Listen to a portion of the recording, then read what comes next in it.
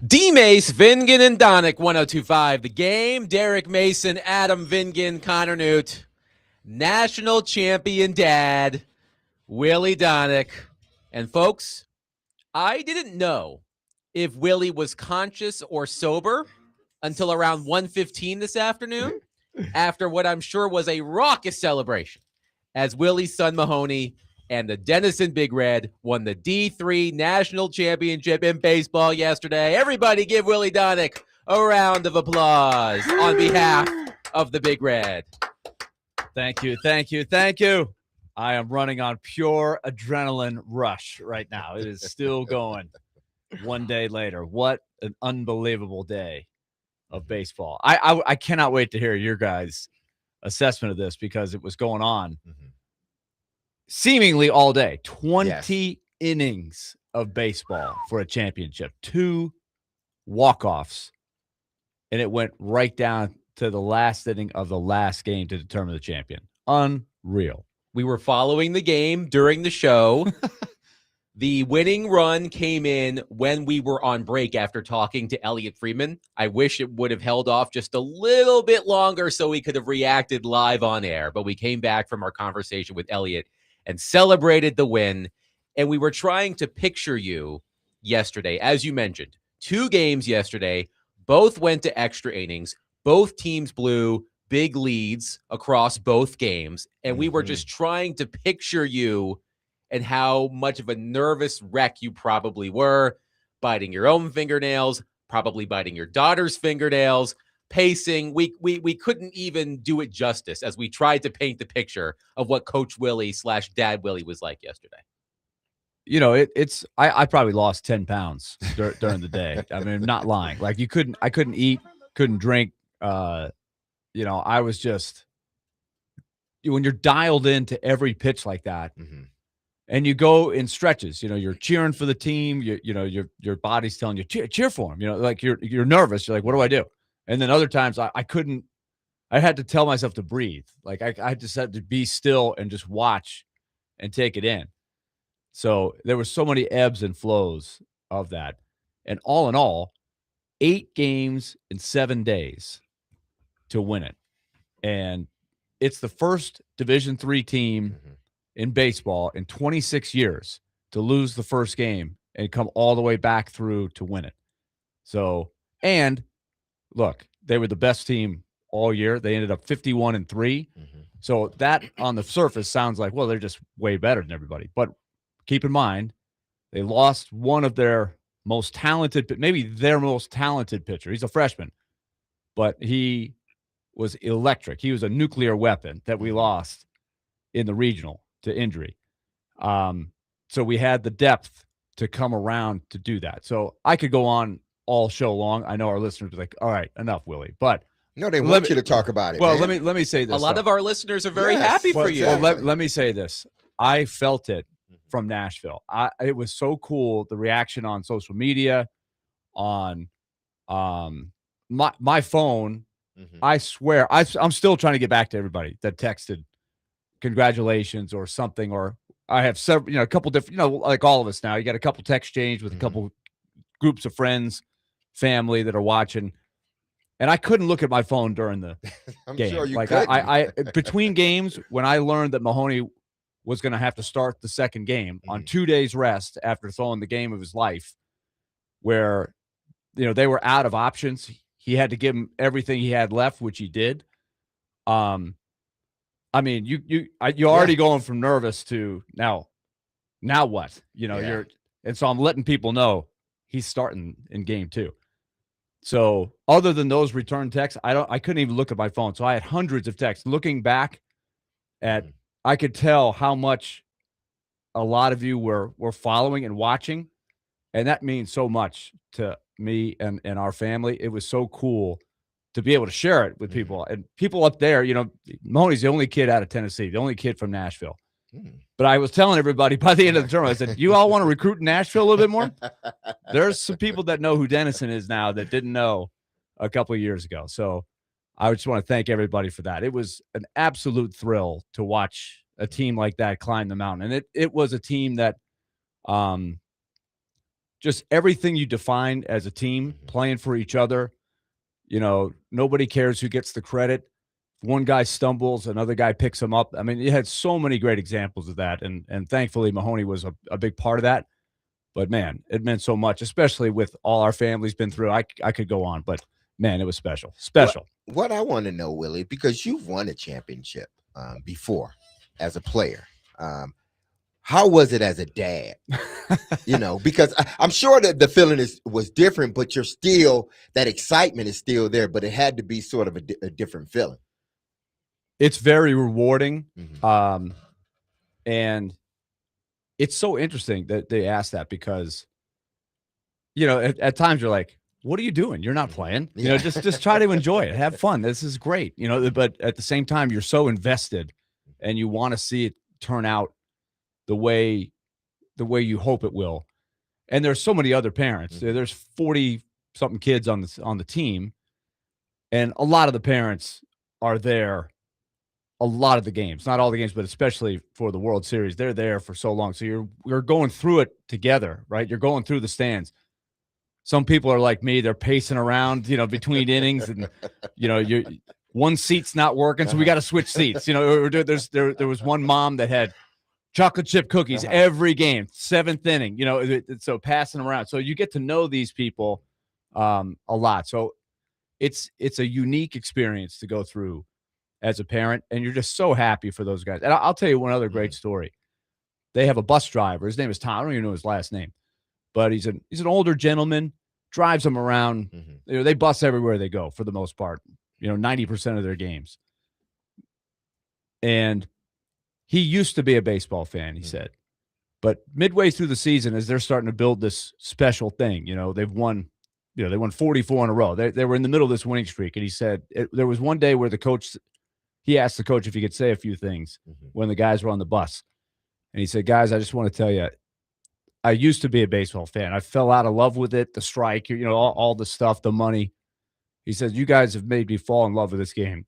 Again, It gets me choked up because the guys really got behind that, you know. Here's just a regular guy driving the bus, but they brought him in as part of the group, you know, and you know what that's like, Derek, the inner circle of a group, that the bond that cannot be broken, and to have him in there.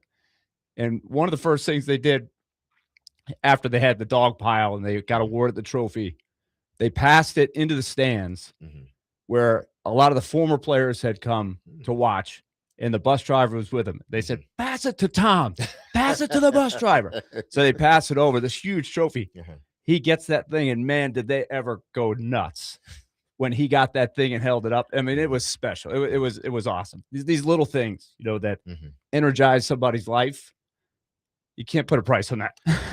That's why teams like that, and that's why everybody that surrounds, you know, a team, athletic department, they are equally as important. Yes. Because it's little moments like that where you don't know how what you're doing is getting somebody through something, or allowing somebody to regain the love for the sport that they lost. And it's a family thing. Everybody has their role, and everybody plays it to the best that they can. And when you can be rewarded at the end with the championship, it's not just the team. Great teams recognize the people that were not on the field.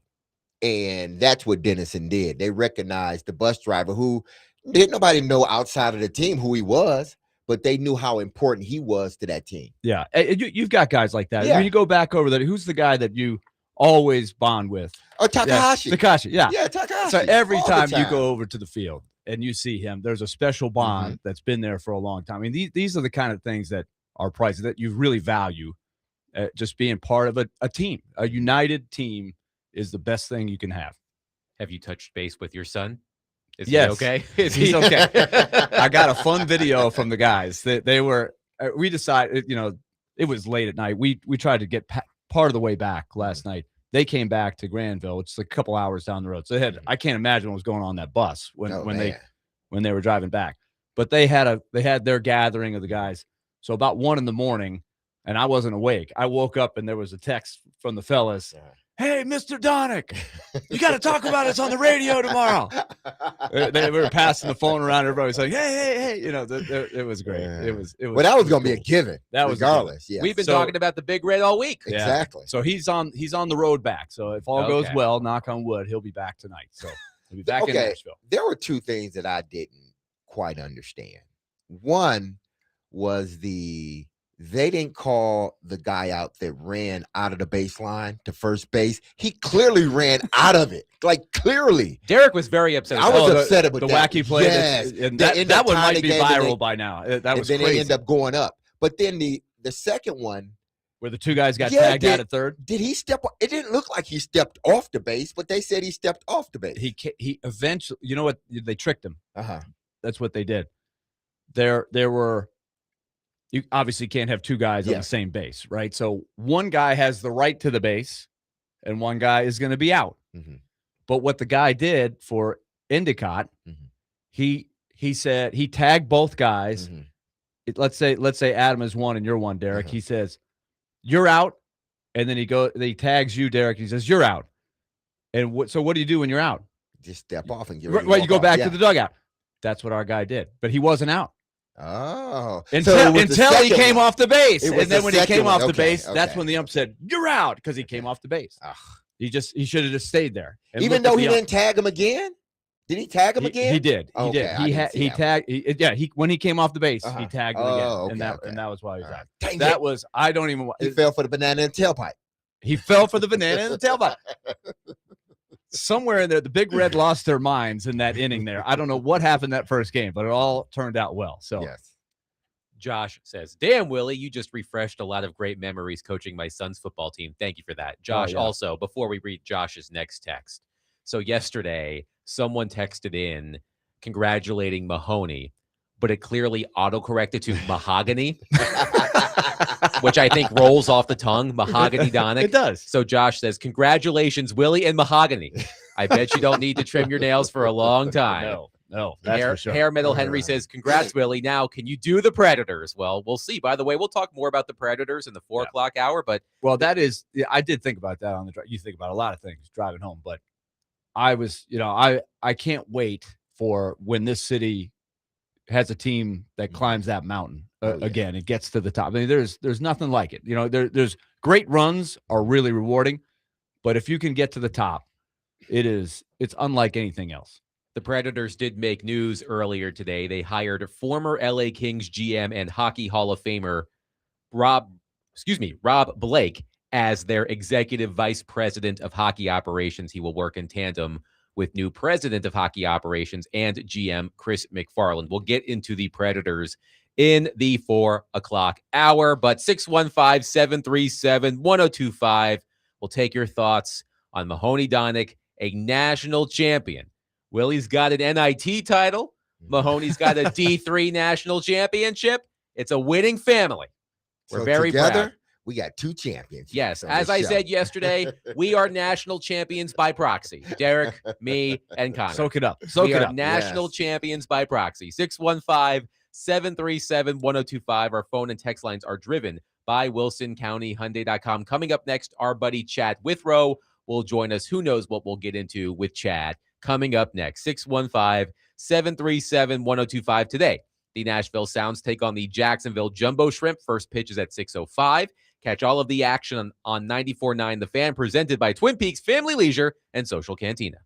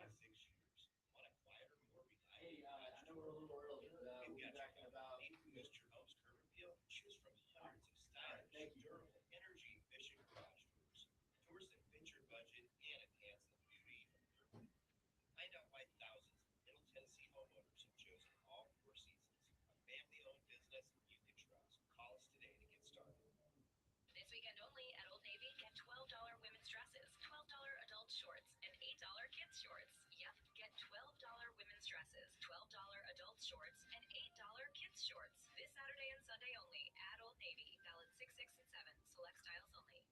Joe Rexon here with a question for you. Now, be honest. What's your plan when the power goes out for 3 days? Most people don't have one. They're stuck in the dark, food spoiling, no heat or AC. They're calling around for a generator that's nowhere to be found. Rapid Response Generators is a membership that puts a generator on your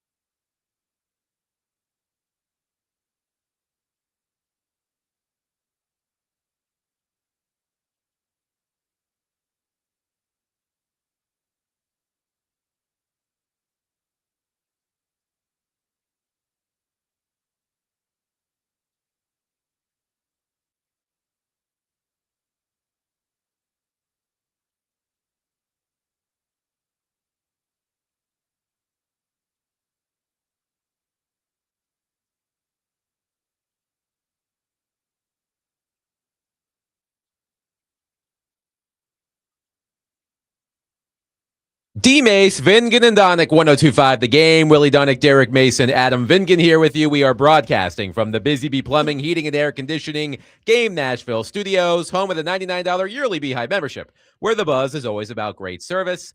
Let's go to our phone line, driven by Wilson County Hyundai.com, and welcome in our buddy, Chad Withrow. Hello, Chad. How are you? Hey, guys. Doing well. So, Chad, I do have to ask you this as a Vols fan. How do you feel about Dee and Jimmy Haslam donating $130 million to the University of Tennessee, but $100 million is earmarked for the business school? I hate it. I mean, what are we doing here? You know, did we come here to play school, or did we come here to play football? I have a good buddy of mine that once said, I think this is during the Butch Jones era, that they were running through one of those Jumbotron presentations of all SEC academic honor roll players. And I think my buddy summed it up best, because Tennessee was probably in the midst of a 5-7 season at this point. And he said, you know, this is our problem. We've become too academic at Tennessee, which I found to be very funny, being a graduate of the University of Tennessee. Look, I want the school to do well. I want to attract really good students. I want the academic side of it to be good and to produce people that go on to be very successful and all of those things. But when I saw the headline, the Haslams donate $130 million, I got very excited. And then when I clicked on the link to the story and saw that it's going to the business school that, by the way, already has the Haslam name on it, I got very distraught, because I think everyone immediately thought, boy, this is great for Tennessee. I saw Virginia Tech just got a $75 million investment that's going straight to athletics. That's great news for James Franklin. I got to be honest, guys, I wasn't that pumped to see the University of Tennessee getting $130 million and for pretty much all of it to go to the business school, because we know right now, and we saw it with everybody testifying in front of Congress, the cost and price of doing business to attract talent is higher than it's ever been. So that money would be nice being spent on, you know, a future quarterback or a future offensive line or the next point guard at Tennessee, and not for the School of Business. Chad, here's what you got to do. Just you're a man of influence over there on the campus. Talk to some people. There's got to be some bright young business students that see the investment possibilities of, let's take some of this money and invest it in the next these things that you just said. It'll come back around. It's a win-win situation. It's good business for the students, and it's good for the athletes. Years ago, it was like a urban studies major.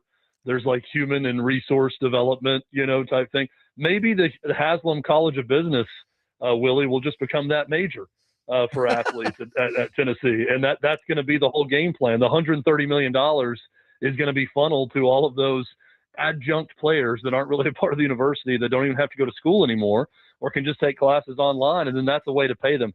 Maybe this is all a big slush fund to make sure that you have money for the football team. I don't know, but I do believe that it's actually a legit investment in the Haslam College of Business. And while I had a business management minor at Tennessee, it doesn't get me that excited.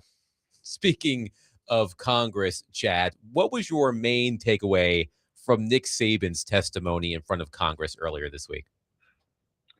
I think that my main takeaway was the response to Nick Saban's testimony, which is universally people destroying Nick Saban for talking out of both sides of his mouth, or people destroying Nick Saban for having a problem now that everybody can pay, when Alabama and Nick Saban and his boosters were the ones paying more than anyone else when he was the coach there. I think just the vitriol behind it would be my biggest takeaway. And I'll say this on all sides of it.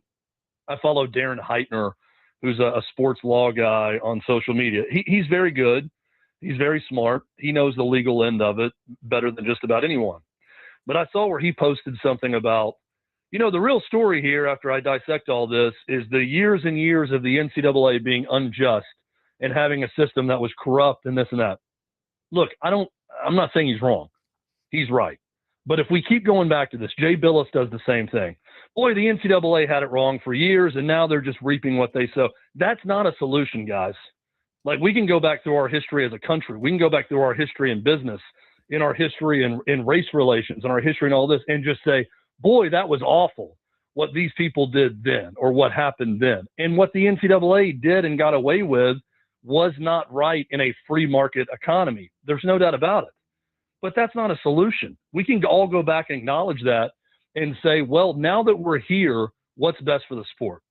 Because unruly, freewheeling, do whatever you want, I'm going to go get paid the most money, I'm going to go up my price tag by talking to every other school, I'm going to be an agent, and I'm going to put my guy in the portal or convince him to go just because it's going to enrich me.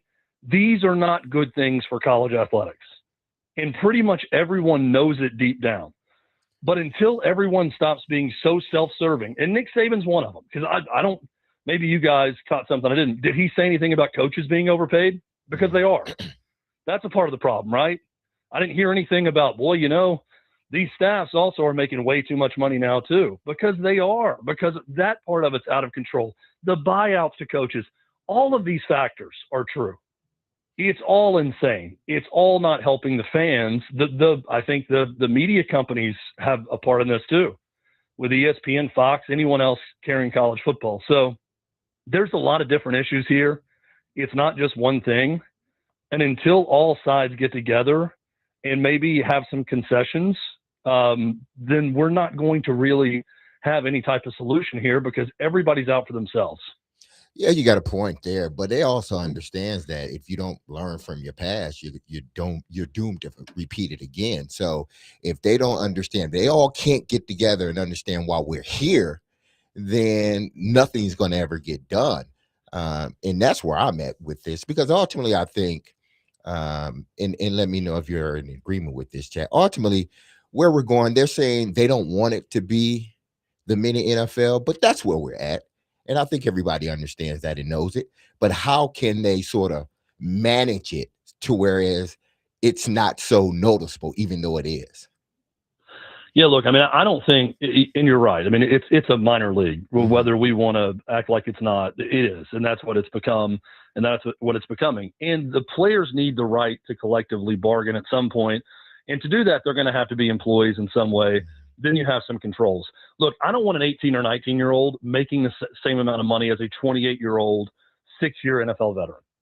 Okay, I want that NFL veteran to make more money than that player that we're talking about that hasn't done anything yet. The same way that I, would hope Leonardo DiCaprio makes more money in film number 6 as opposed to when he did Basketball Diaries back in the 90s. Like, I think you should earn it. right, over time. Like Leo now probably has a bigger price tag than, before Titanic. I feel the same way about athletes in sports. So we have to get it under control and manageable. To do that, there has to be some sort of salary cap structure. There has to be limitations on freely moving from one team to another. There has to be some sort of contract in place, whether that's, hey, it's a 2-year deal when you sign with a school, or you get one transfer for free and that's it, or you transfer once, but you got to sit out. Whatever the rule is, we need to come up with something that makes sense with that. And DMase, I mean, I agree. It was bad with the NCAA. Yes. But here's I think the kind of sad, unfortunate part that fans know, but not everyone else. And you played high-level college football, so you saw it from a completely different side. What the NCAA had was sort of a form of socialism that worked for the fan. Because I think college sports was at its best when they were exploiting the athletes, when they were just there to get the scholarship and go to school and do all of that, and you couldn't transfer and you couldn't do that. No, it was not what was best for the athlete, right? In a free market system where everyone's making money and you're the only ones not, it's not what's best for you. But I do think for the college fan, I think they had it better during that time. Now, there are some that would argue, hey, now that my school has money and can pay money, we're seeing more success than ever. So I like this new system. But I think for most fans, they kind of like it the way it was, but also there's no going back to that. There's no going back to that form of socialism with the NCAA. We're not going to see that again. Well, you're right. It was socialism for everyone else, but it was capitalism for those that were in power, which it should be capitalism for all. And I think that's what they're sort of trying to do now. But like you said, at one point, the fans were benefiting. Now the fans aren't benefiting, and the players and the management, which is the athletic directors and the presidents, they are. So how do you find that happy medium in a situation that you're in right now? I mean, I think everybody's got to take less. And when I say socialism, here's my example of that. Michigan State football made a ton of money while you were there, I'm sure. Michigan State basketball made a ton of money. But the running thing was, hey, we're giving you a scholarship. That's enough. Here's the value of the scholarship. Also, if we paid you, we wouldn't have a diving team or, we wouldn't have a lacrosse team because those sports cost us money. The baseball team at most schools cost the school a lot of money right now. Softball teams, whatever the sport may be.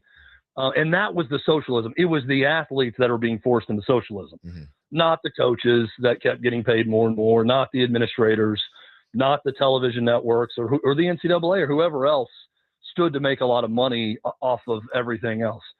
That form was fun for fans for a while. It's never going to happen again. No. So what needs to happen? Everybody has to take a little bit less. And that too is kind of a form of socialism. Hey, I'm going to make less so we can pay this side more. And then everybody gets kind of down to the middle and everybody makes sort of the same, right? I mean, I don't know that you're ever going to get to that. And here's the main reason why. You've got Tony Petitti and Greg Sankey sitting over there saying, we don't have to bend for anyone. We can make this work. We can spend this money.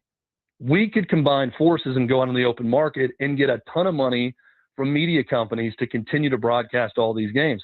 And oh, by the way, while Arkansas may be cutting a sport or two, most of our schools wouldn't even have to do it because we could still fund the Olympic sports or other sports at our school for those athletes who do just want to go to school and get a scholarship and make sure they get their degree. We can do all of it.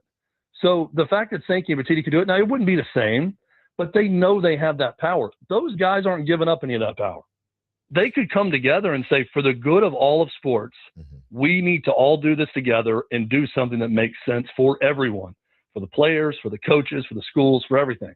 But they're not going to do it because they don't have to, because they know they have the money and the power. And guys, I just don't think they're ever going to give it up. Well, with that being said, Chad, if they do not pass some type of law through Congress that can sort of get a hold of this, the Save Collegiate Sport Act, if they don't get that passed, how close do you think it will be for the SEC and the Big Ten ultimately leaving and forming their own division? I think it would be very close to happening. I mean, I think part of it is getting that antitrust exemption would then, that's like step one. Everybody's, up in arms about, hey, athletes don't have a seat at the table. They can't yet until they get this antitrust exemption, is my understanding. Then once that happens, if this passes, then boom, there can be an athlete side of this where there could be some collective bargaining that takes place to get to what actually would happen that would make sense for everyone. And I do hope that happens.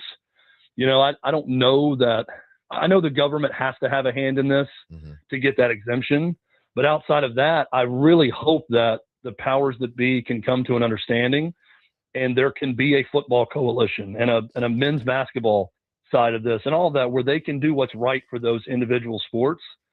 But as we've seen, cooperation isn't great across the sport. And I think if two sides are going to hold hands and walk into the next phase together, it's going to be the Big Ten and the SEC that will break away. If they don't get everything they want, and they can invite whoever they want to the cool club in the end of it with Notre Dame and Miami and Florida State or Clemson or whoever they want to bring on board, they can do that.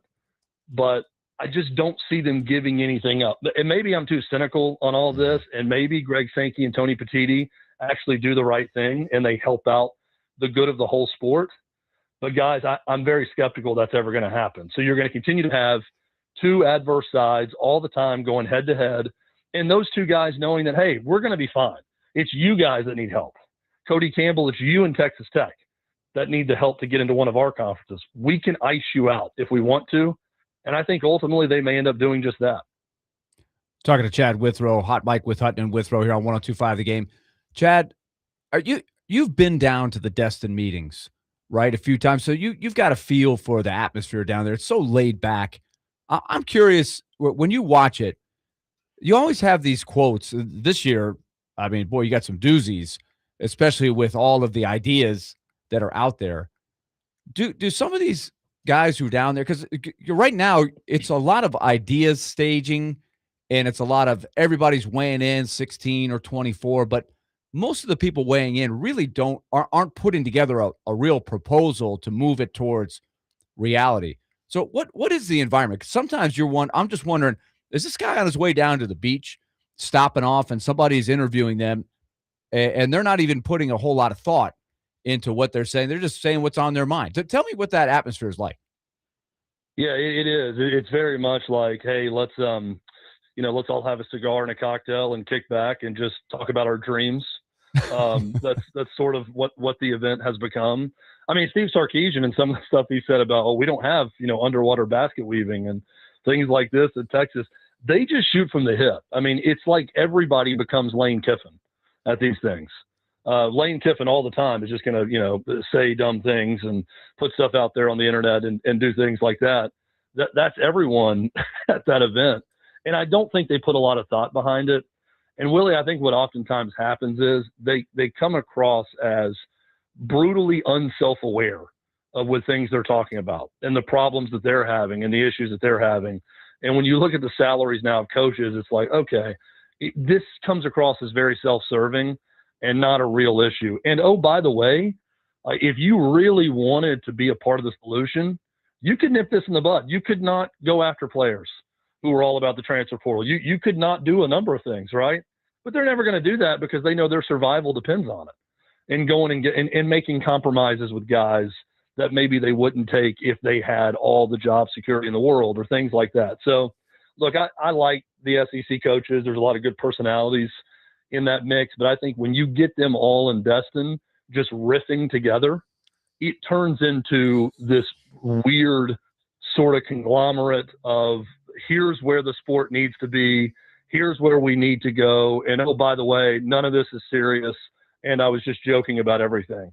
And nothing's really going to happen. That's what it feels like year after year. There's another part of this that I thought has been interesting to watch. While all of these ideas are being thrown out and the Big Ten is pushing hard for the 24, saying it'll work. This is going to work. It's going to be better. Watch. It'll be just trust us. And there still isn't really a true proposal out there. And Greg Sankey seems to be sitting back and waiting and, doing what he usually does, which is get a consensus slowly, take as much time as you can, knowing he's got a lot of leverage. But some of the other commissioners, like one that you and I have gotten to know over the years from his time in the OVC, John Steinbrecher, who's still in the MAC, has been for a long time. He I thought, asked some really good questions in an interview he did with Pat Forty. He said, has anybody really thought through some of the unintended consequences of a 24? And I'll throw one at you, Chad, to get your opinion on. There's this thought of, hey, more teams are going to be in the pennant race, right? They'll be in the playoff race. This is going to be great for the regular season. The regular season is going to be better. But is that really true? And Pat Forty, I thought in an article he did for SI, did a great job of laying both sides of the argument out there. I kind of lean his way, where the magic of a late season Alabama-Auburn game or an LSU Ole Miss game that, means everything for two teams that maybe have one loss and they can't get the second loss. Now you move that down to a bunch of teams that have three losses that are trying to avoid a fourth loss. That's I don't think you gain anything there. What do you think? So it's a great question. And I completely agree with John Steinbrecher and everyone who talks about the unintended consequences of 24 teams. I think the moment that it jumps the shark is the moment that we have a Texas A&M game at the end of the season and one of those teams rests their starters. Yeah. That Arch Manning doesn't play in the game. It almost happened this past year, right? Yes. And I think and it's going to happen. I mean, someone's going to say, we got one loss, and if we get to the second, we've done the numbers, and we're not going to fall below a 7 seed or whatever it is. We're still going to be in the top 10. And maybe, in fact, if it breaks out a certain way, it could actually help us because we get this team and not that team. So we're going to make sure nobody gets hurt in advance of the playoff, just like you see in the NFL when a team clinches their division. You get guys resting at the end of the season. I think that will just infuriate the college football fan more than anything else, right? All of that end of the season rivalry games, when you get to that weekend and there's a team that decides we're going to rest everyone, and then some team that's had a terrible year, you get a South Carolina Clemson game where, let's say Dabo Swinney, everybody's mad at him in a 6-6 type season, but South Carolina just had a great year. They're 10-2, and they decide, hey, we're going to rest our guys at the end of the year, and Clemson goes in and beats them, but they beat a bunch of backups. And then that looks good for Clemson, and then but does it because they beat their backups. I think that part of it's going to be a mess. I do think just in general, if you tell me, it's like with any pro league expansion of the playoffs. I like when you have more teams interested late in the year. I just think it's good for fan bases to be involved. So instead of jockeying for position for, the Tax Slayer Bowl or the Cure Bowl, you're going to be actually jockeying for position to get into the playoff. I think that helps that fan base ultimately. But when you start having guys rest at the end of the year because they already know they're going to be in the playoff, I think college football fans will lose their ever-loving minds when that happens. Chad Withrow has been our guest on DMase, Vingan, and Donick. He joins us every Friday. Chad, as always, a pleasure. We'll catch up next week. Thanks, guys. Always fun. Have a good weekend. 615-737-1025. We'll continue the conversation next. Willy, Donick, Derek Mason, Adam Vingan, 1025 The Game.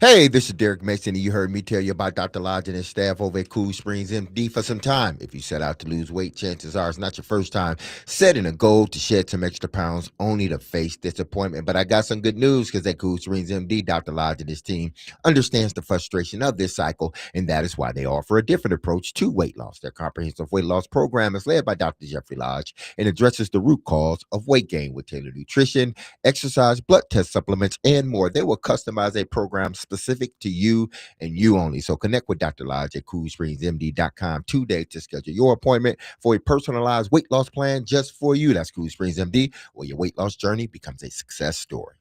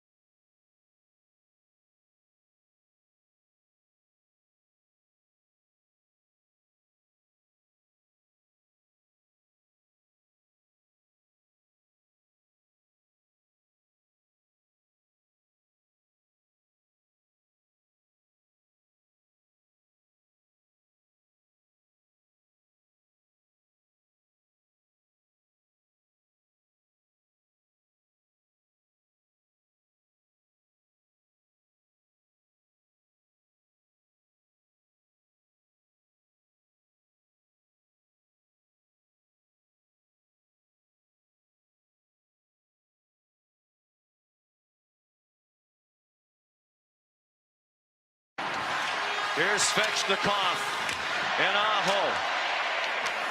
These gentlemen would quiet all the critics wondering where they've been if they score the game winner in overtime. Goss to spare. They score! Seth Jarvis quiets the critics and ignites the crowd. A great call by Sean McDonough there. Excellent timing, Willie, which I'm sure you have to appreciate as a broadcaster. McDonough brings up, hey, they can quiet the critics if they score here, and he scores! That is a good feeling. Yes. If you set the table for something and it comes into play, that's a good thing. Unless you set the table for something and it goes against the team you're broadcasting for, which has happened to me a few times. One that comes to mind this year, there's a guy, a tough guy. His name is Ross Johnson. Yes. Plays for the Anaheim Ducks. I do recall this. He is not a goal scorer. No. And I said as much. I said, not a threat to score. And I then- swear on that same shift, he scores. He scored. Yeah. And I'm like, okay, Mace, what do you got? I guess he wasn't a threat until he was. Yeah. And of course, I heard about that on Twitter. Like, Willie, what the heck are you talking about? But Carolina wins 4-3 in overtime against the Vegas Golden Knights. A couple of nuggets from the NHL. This is the first time across the 108 all-time Stanley Cup Final Series that each team has staged a multi-goal comeback win within the first 2 games. Also, Carolina became the first team in more than 80 years to win a Stanley Cup final game after trailing by multiple goals in the final 10 minutes of the third period. And I know we tend to be prisoners of the moment. I can't recall 2 games of the Stanley Cup final, specifically games 1 and 2, that were as awesome as these 2 games have been. We keep telling people you need to watch it. The ratings for game 1 were awesome. Exactly. And I'm sure the ratings for game 2 were equal or probably better. I haven't seen them yet. Than game 1, because that game from start to finish was outstanding. I thought Carolina, it just seemed like in the first period and a half, 2 periods, it seemed like Carolina they wasn't a part of the game. They wasn't into the game. It was almost as if the constant pressure and physicality of Vegas just almost had them submitting to a sense, because they had opportunities. They had several opportunities, great shots, but could not put the puck behind in the back of the net for whatever reason. And then all of a sudden, when Tortorelli challenged it and didn't win, I guess after that, the whole night changed for Vegas as well as Carolina. So there was a risky challenge, to say the least, by Vegas coach John Tortorella late in the game. He challenged he didn't challenge for goaltender interference. He challenged that there wasn't goaltender interference. He did not win the challenge, and because of that, Vegas went on the penalty kill. Carolina scored to make it 3-2. Mark Stone tied the game to make it 3-3. So ultimately, the challenge did not cost the Golden Knights, but I've stopped trying to predict what the NHL considers goaltender interference or not. I would say on that play that, in my mind, based on what they tell us as broadcasters, they try to educate us as best we can. And like you said, Adam, there are going to be some. It's never going to be perfect. It's like pass interference in football. You can know the rule backwards and forwards, but there's still going to be debatable ones in there. But the call on the ice was no goal. So Tortorella, he should know. Even though he's saying, I'll make that 10 times out of 10. That's fine. But he knows that the call on the ice is going to make it 60-40 to start with. You got to be sure. And on top of that, for those that don't know, it's not like football where you just lose a timeout. There's quite a bit of consequence if you lose the challenge, and that is the other team gets a power play. They were fortunate to come back and tie it up. That's a great job. We don't know how the game would have gone had it might have ended up 2-2 at the end of regulation, and maybe the same thing happens in overtime. But either way, I thought that was the right call. I've seen way more controversial calls than that. I think it was under the goalie. That puck's not going in unless the guy's rooting around with his stick in the crease to get up in there to move the puck. So I didn't see too much mystery in that unless I overlooked something in there. But that's the big picture thing here is I love that there's a good audience. And as much as you like to, and I'm one of them, I love to whine and complain sometimes about ESPN and what I would like to see be done better in various sports, not just hockey. You get a boost in the ratings when was the game on ABC last night? Yes. When you get to be on ABC, the ratings automatically are going to be higher just because it's just in more homes. It's stumbled upon by more casual fans. The diehards are going to find it at that level. So that is the best part of the partnership. If you missed it, game 1 averaged 4.8 million viewers on ABC, the most viewed Stanley Cup final game 1 since 2019. That series between St. Louis and Boston was on NBC. Viewership was up 98% compared to game 1 of last year's final, which was on TNT/True TV. To your point, Willie. It's a better broadcast to me on Turner, but it's not in as many homes. It's on cable TV. It's on pay TV. It's not on free TV. Also, how about two former members of the Nashville Predators making big plays in each game? Colton Sissons with an awesome backhand pass to Tomas Hertl for the game-winning goal in game 1 for Vegas.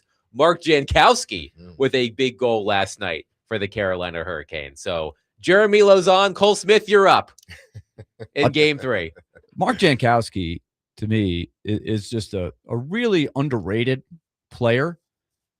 And it's like those kind of players, they just need to find the right spot. And Mark Jankowski had a great year. That first year under Andrew Brunette, he was in the minor leagues. Andrew Brunette was watching Milwaukee closely. And he said, you know what? I think Jankowski would be the right guy for our team. And they brought him up, and they went on that 16-0-2 run not far after that. And he just was a perfect fit. And then, of course, the next season went south. And the Predators, right at the last second, just tossed him over to Carolina for, I don't know, 5th round pick or something like that. Yeah. He's the right guy there. Like, you're always trying to this is the tough thing with the new general manager coming in. This is a great thing to keep in the back of your mind. You're always looking for players that are better than Mark Jankowski that maybe you have in your system. You're like, I think this guy coming up, he's going to be better than Jankowski. We can trade Jankowski. Go ahead and move him on. But Mark Jankowski is a really good role player. You need guys like that if you've got the spot on your team and you're trying to win. Those guys are valuable. Jankowski can play any role. He can penalty kill, and he's got just enough skill that he can score a big goal for you. Elliot Friedman, during our conversation yesterday, brought that up, Willie, about how one of Chris McFarland's strengths as Avalanche GM was finding those so-called diamonds in the rough. He brought up Parker Kelly, not to be confused with our Parker Kelly, right, here on 102.5 The Game. Don't give him that credit.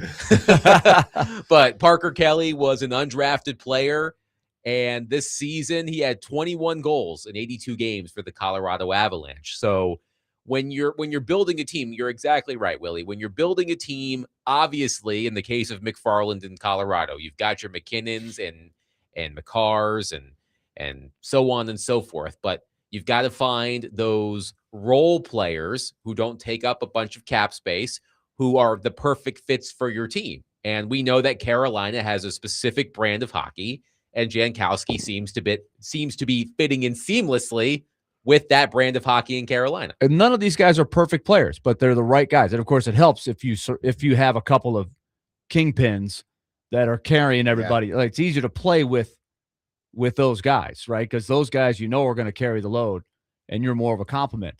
But it's like I used to get annoyed a lot of times when somebody would say, well, why are they playing? Why do you put a guy like Mark Jankowski in? Or why would you put Michael McCarron in the lineup? Those guys don't score any goals, or Cole Smith. He doesn't score. They want, sometimes there's a misconception. It's not always about give me the 12 players who have the best chance of scoring a goal.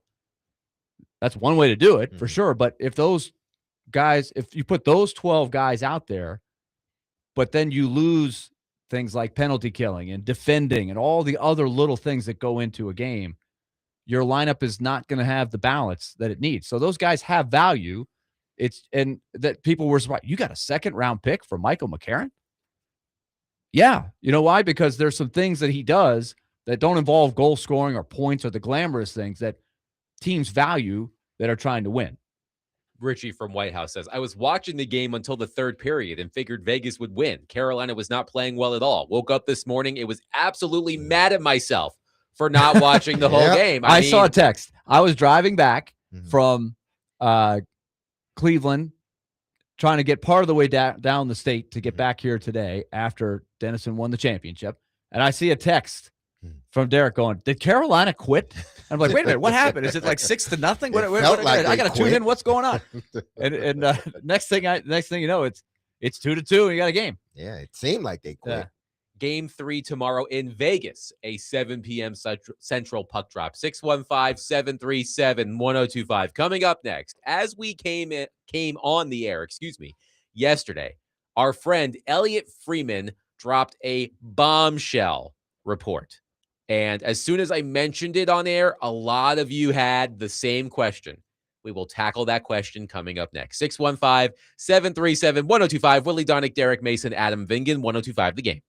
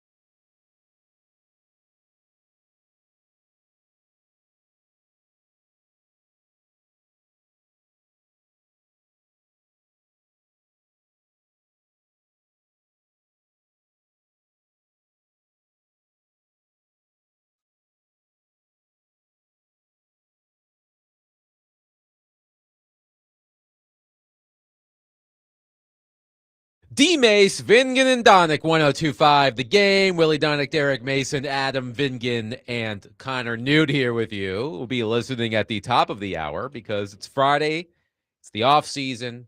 So as we always like to do, it's going to be Ask DMase at 5 o'clock. So if you've got questions for Derek, start thinking of them now. You can call or text us at 615-737-1025. But yesterday, we had Elliot Friedman of Sportsnet on the program.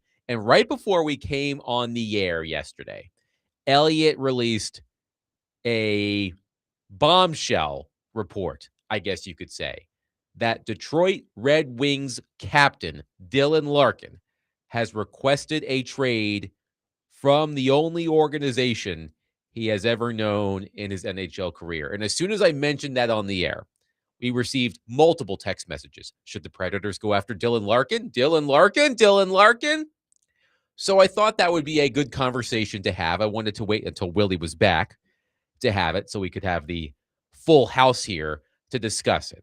So Dylan Larkin, as many of you know, I'm going to read directly from Emily Kaplan's story on ESPN.com. Quote, Larkin is in the middle of a long-term contract that pays him $8.7 million annually and runs through the 2030-30-31 season. Or, 2030-30-31 season. Yep. The center, who played a key lockdown role for Team USA in winning gold at the 2026 Olympics, will be highly coveted across the league, especially in the summer when there are very few high-profile free agents. Larkin has been a consistent offensive contributor, scoring at least 30 goals and 67 points in each of the last 5 seasons, while emerging as one of the best defensive forwards and penalty killers in the league.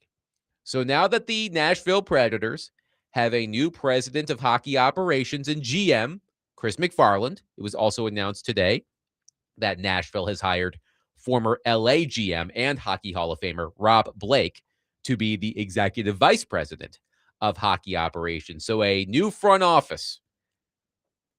Dylan Larkin, he's going to be 30 years old, I want to say, before next season begins. He turns 30 on July 30th. Yes. So he is not yet 30.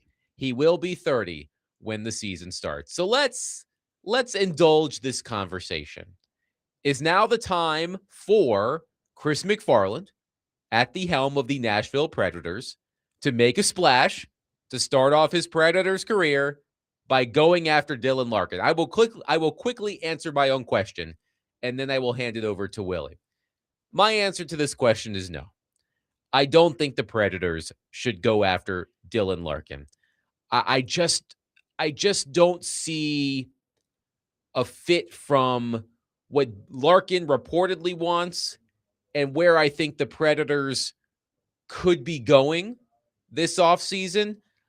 Larkin, to me, as someone who I believe has only made the playoffs once in his NHL career, he just tasted what winning was like at the Olympics.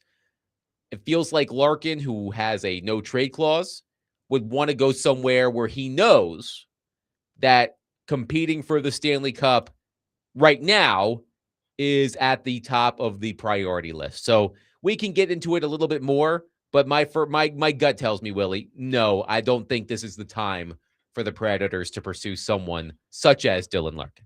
Now that the Predators have a GM, it's a little clearer on how to answer a question like this. And I will only go by what Chris McFarland said in the press conference. We're so much at the beginning of his tenure here.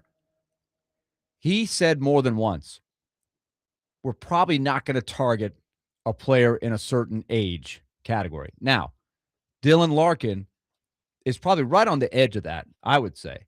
I think a guy that's been as durable and as consistent as he's been, to me, he is a heck of a player. He is a I wouldn't say he's a superstar, but he's a star. He's a star player. He is a consistent. He has had 5 consecutive 30-goal seasons, and he is a center. A center. You don't find those guys. So we have had this conversation before.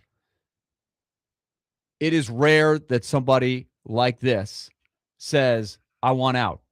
it's rare that somebody like this becomes available at a price tag that is set for a long time. And in this salary cap, with the cap as high as it is, $8.7 million for a center that does what he does, that is not a bad contract at all. That is juicy. Now, what do you think it would take to acquire a guy like that? What would the Predators have to give up? Well, this is, I think, why Chris McFarland is in a good position, because they have everything in-house to be able to make them an offer that would have them go, if Dylan Larkin says, yeah, I'd go to Nashville. Now, that's a very important question. Like you said, Adam, he's controlling the shots. He's got a no trade. He could say, nah, Nashville, their guys are old. I want something that's more like in a window right now. I don't know if Nashville's in the window. That could very well happen. Or he could say, hey, man, I've heard great things about Nashville. Great place to live. I don't know what Dylan Larkin wants. I don't know if he's single or married, but as been said, not by me, but by Elliot Friedman and many. If you're single, you got a lot going on in Nashville. Yeah. If you're family, you got a lot going on. If you got family, you got a lot going on in Nashville. So they have a lot to offer. So I think it would be, now, this is the interesting thing to me is Detroit has been trying to get there for a long time. They thought they were there 2 or 3 years ago, and it just hasn't blossomed. All these things that they've done to be very patient with a lot of assets, it hasn't hit. They've been okay, but, we throw around mushy middle. They're in the mushy middle. They've gone through the hard work of the rebuild to get to the mushy middle, and they truly are stuck in the mushy middle. Now you got your best center and captain saying you want out. That's tricky for them. So is Detroit going to want a bunch of first-round picks? And no, they've been doing that for over a decade now. But if you're the Red Wings and your captain, your number one center, your perennial all-star is telling you, I don't want to be here anymore. I haven't studied the Red Wings roster or prospect system, but I don't think the Red Wings have someone ready to replace Dylan Larkin. I'm wondering if that decision forces them to take that step back, which is why such a deal could be futures heavy, such as draft picks and prospects. Now, you tell me if that fan base in that city is going to go for that. Derek, they've already been through it. Yeah. They've been through it. They don't want to start back over. The Red Wings, by the way, now have the longest active playoff drought in the NHL now that the Buffalo Sabres have made the playoffs. It's 10 consecutive seasons? And remember, this was a franchise that made the playoffs 25 seasons in a row. And since that streak ended, 0 for 10, I think. 4 cups, I think, in that stretch? Sounds right. Yep. Late 90s. 2 in a row, right before the Predators entered the league. Right before the salary cap. Yep. And then they beat the Penguins in one of the back-to-back final series. They beat the Predators in the first round that year, 2008, and then won the whole thing. So that, that fan base is starved. They don't want to hear. And look, they've got one of their all-time legend idols that's been running it, Steve Yzerman, or as Bill Clinton once called him after they won the cup and they went to the White House, Steve Yzerman. That's a fancy way to say it. Like their captain, Steve Yzerman. It's like Adam Bill. Vignon. Yes. Hey, Bill. Stick. But that intrigues me. To me, there's going to be some conversation going on. Hey, wait a minute, Dylan. I think there's going to be try to talk him out of it mode for a while before they actually put him out there on the market. But this leads us to something that Elliot's been talking about, Adam, that you brought up during the break. This maybe some players are trying to use some leverage and say, you know what, I'm a star player, and yeah, I want out. I'm gonna try to force the issue here. It feels James like Harden style. There's been plenty of Right. NBA players that have done it over the years, and players in other sports. Elliot made the point on his podcast that it feels like, and this is me paraphrasing Elliot, it feels like the player empowerment era in the NHL has started. I remember we threw that term around a lot in the NBA not too long ago. But starting with Matthew Tkachuk leaving Calgary for Florida, he said, I'm not re-signing in Calgary. here's where I want to go. I'm not going somewhere where I won't sign an extension. And that sort of got the ball rolling. The other interesting thing too is think about all of these players who helped Team USA win gold. Matthew Tkachuk was part of that team. Quinn Hughes was part of that team, and he had a similar situation. Maybe Dylan Larkin, also a member of Team USA, got the itch there as well. But it does feel like the NHL is starting to experience that. Back to Larkin, I saw this from Jack Hahn, who is a coach and consultant for NHL and other hockey teams. And he said, quote, Larkin in a nutshell, 1C on an average team, 2C on a great one. And I would agree with that. If he were here, I would assume he would overtake Ryan O'Reilly as the team's number one center. I think you can call the Predators at the moment an average team. But Willie, you said Dylan Larkin and Ryan O'Reilly as your top 6 centers? It's an interesting idea. I think you'd have 2 great number 2 centers is what I think is what you would have. And what if O'Reilly is a part of the package? What if they want Yeah. O'Reilly? See, but the problem that Detroit would have in that, because I can see where you're going, Derek, is like if you're Steve Yzerman, Yeah. you're saying, you know, I've done all this work to put this team together. I don't want to go backwards. I want somebody that's going to replace Dylan Larkin. But if Dylan Larkin is using his leverage and he says, I'm going to tell you what teams I'm going to go to, then they're not. Detroit is not in a good bargaining position, and that has happened to some teams before. And you have to sort of be careful and get what you can get. I'm sure they would ask for Ryan O'Reilly, and you know what? Just from the top, from an asset standpoint, a guy that's 5 years younger, 5.5 years younger, whatever it is, you swap those 2 guys out. You've got a younger asset that's worth talking about. I would be surprised, but here's where I'm going with it. And Adam, let me make the argument on the other side of what you're saying, because it's easy to say, nah, they're not there. Let's go younger.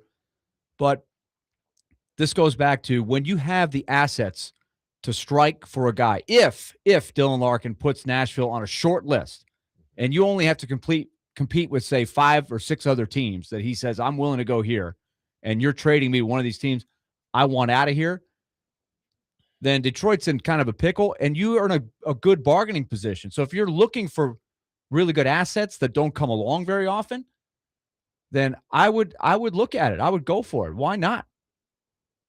I mean, look, Dylan Larkin, as we mentioned earlier in the conversation, here are his past 5 seasons with the Red Wings in points: 69, 79, 69, 70, 67. Here are his goal totals in each of the past 5 seasons: 31, 32, 33, 30, 34. And I heard Elliot make this point, and I agree.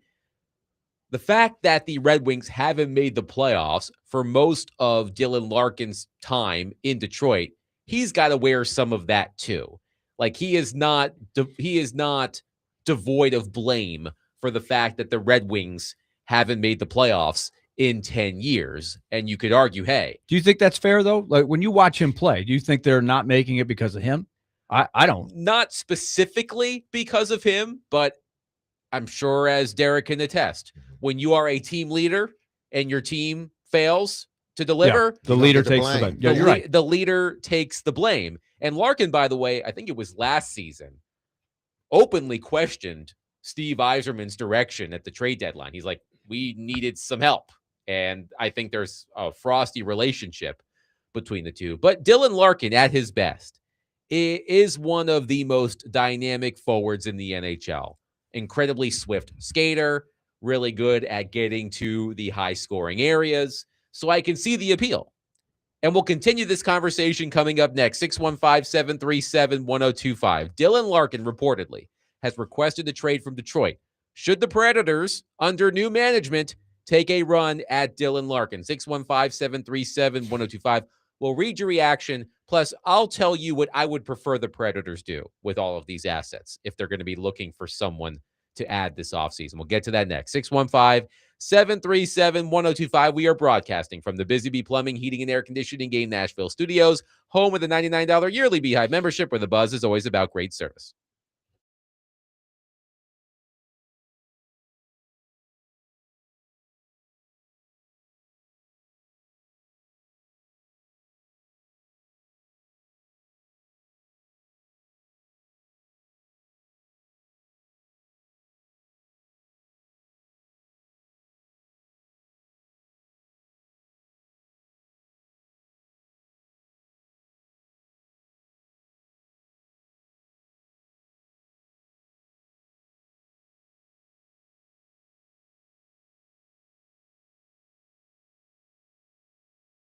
Hey, if you lived in Middle Tennessee for any time, then you've seen how wild our weather can be, from winter storms, tornadoes to flooding. We've seen it all. Like many of you, the winter storms earlier this year caught me unprepared. I lost my power, so that was 7 days out of my house, 7 days in a hotel, worrying about whether my pipes are going to burst or not. That's when I realized being prepared isn't optional. I'll be ready the next time a weather emergency happens. I started looking for whole home generators and found Tri-State Water, Power, and Air. They've been in business for over 30 years, specializing in generators for more than half of those, which is all great. But the reason I chose to go with them was because of the reviews and the confidence other homeowners shared about their experience with Tri-State Water, Power, and Air. When Tri-State came to the house, they did a free on-site assessment and made sure the generator fit my home for me and my family. The thing I appreciated the most was they didn't try to oversell me, just straight answers, turnkey, and they handle everything from installation to long-term services. If something ever goes wrong, I'm not calling around, which I hate to do. I'm making one call to Tri-State Water, Power, and Air because they've got me covered. That's the type of relationship I want, and I know that's the type of relationship you want. So look, the weather isn't slowing down any. Be ready. Call Tri-State Water, Power, and Air today to protect your home and your family. Find them at tristatewhywait.com. That's tristatewhywait.com.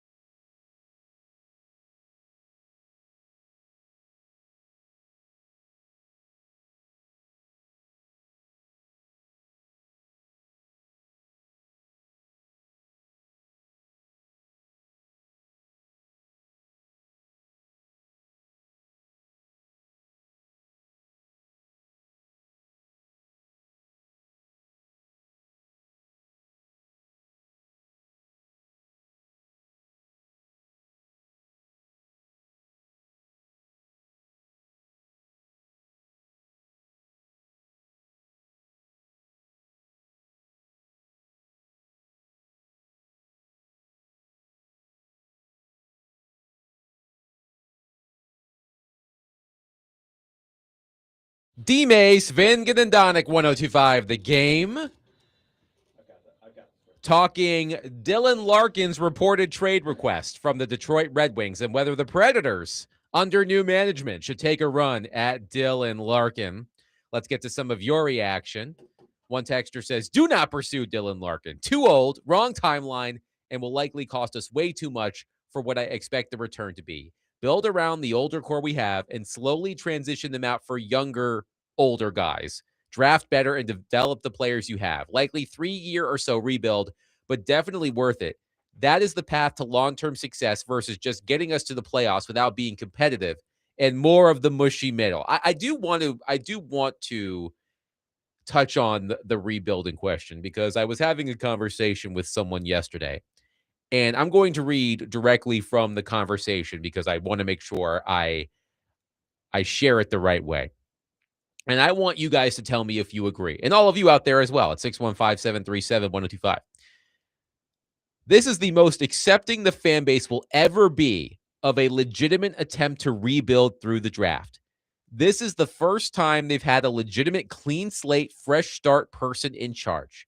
If they are bad by choice, this guy, meaning McFarland, will get a lot of grace for being willing to do something the previous 27 seasons of leadership would not. Do you agree with that idea? That if Chris McFarland came in and decided to do the dreaded rebuild for a lot of you out there, that he would be given a lot of grace because he's new, he's got no ties to the Predators outside of now being the president of hockey operations, but you know what I mean. Do you agree with that sentiment that at this moment could be an opportunity for the Predators if they were to rebuild, that fans would be more accepting of it?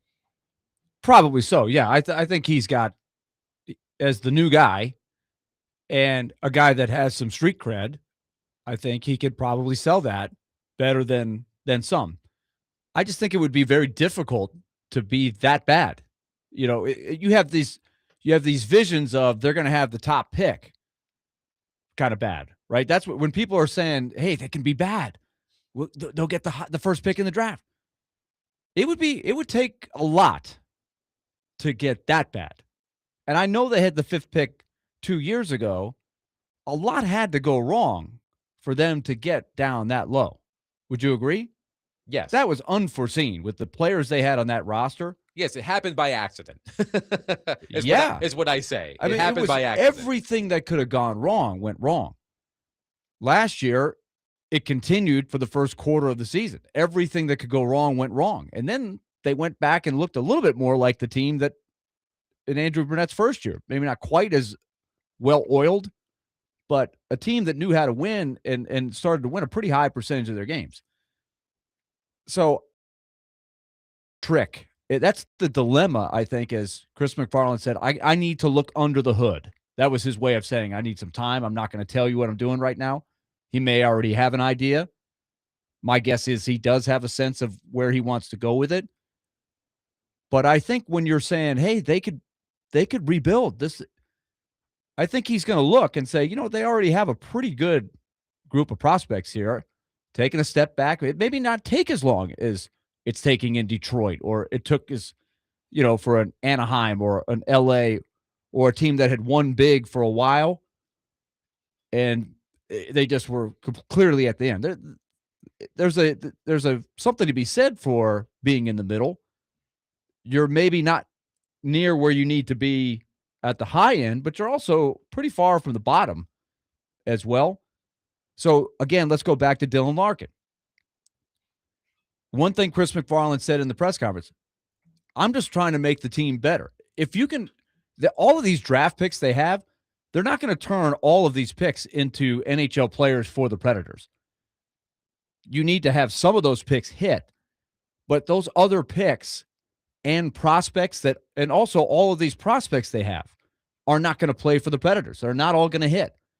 So I think the balance is in a perfect world, which it never is, find the guys that are going to stick, find the guys that you think are a surplus that you're willing to trade, and then take some of the draft picks and package them together. And if you can, does Dylan Larkin make your team a lot better if you can put that package together? I think the answer is yes. And nothing says you couldn't then turn around in a couple years and trade Dylan Larkin to somebody else.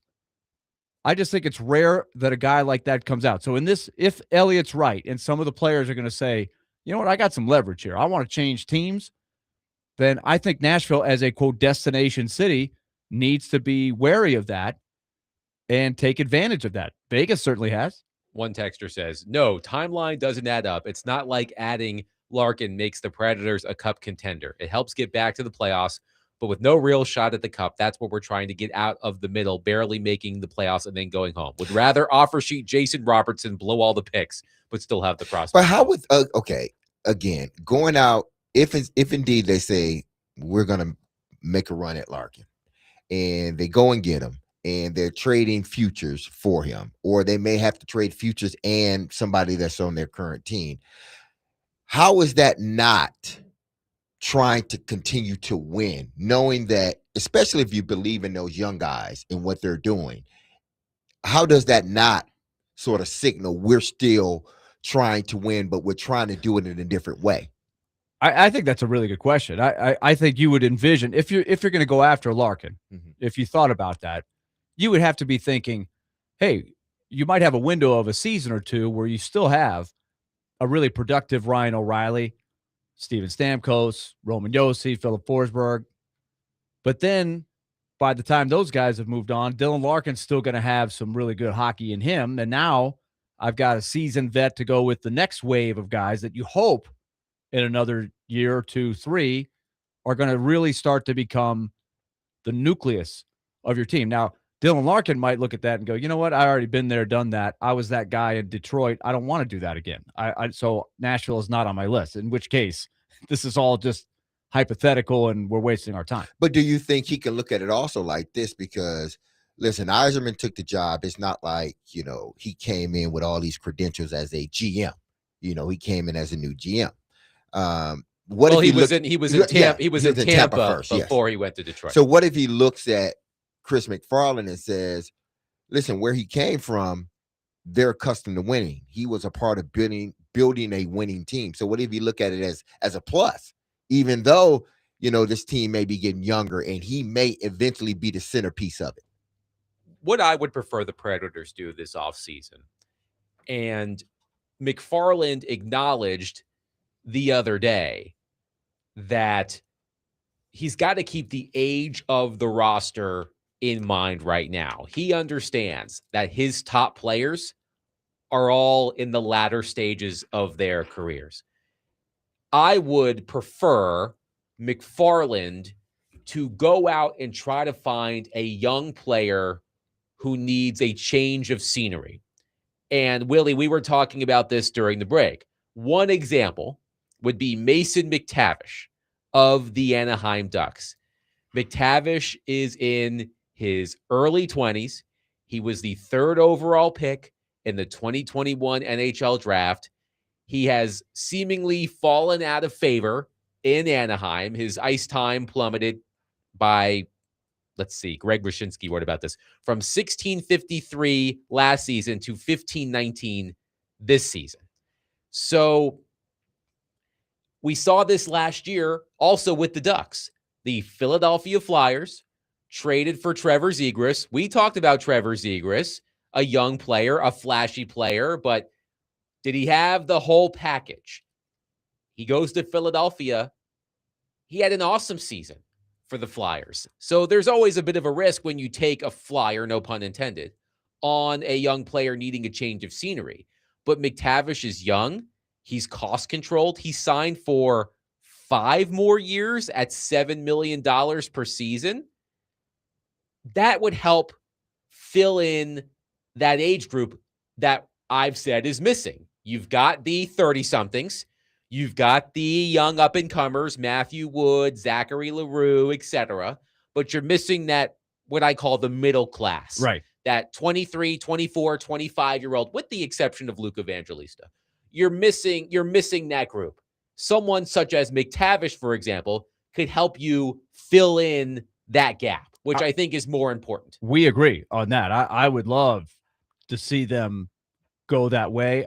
Anaheim is a rare team that has so many of these skilled guys. We talked about before how it doesn't work when you have 12 skilled guys. It's not about the 12 guys that all have the best chance of scoring a goal. That was happening to them. They're all young.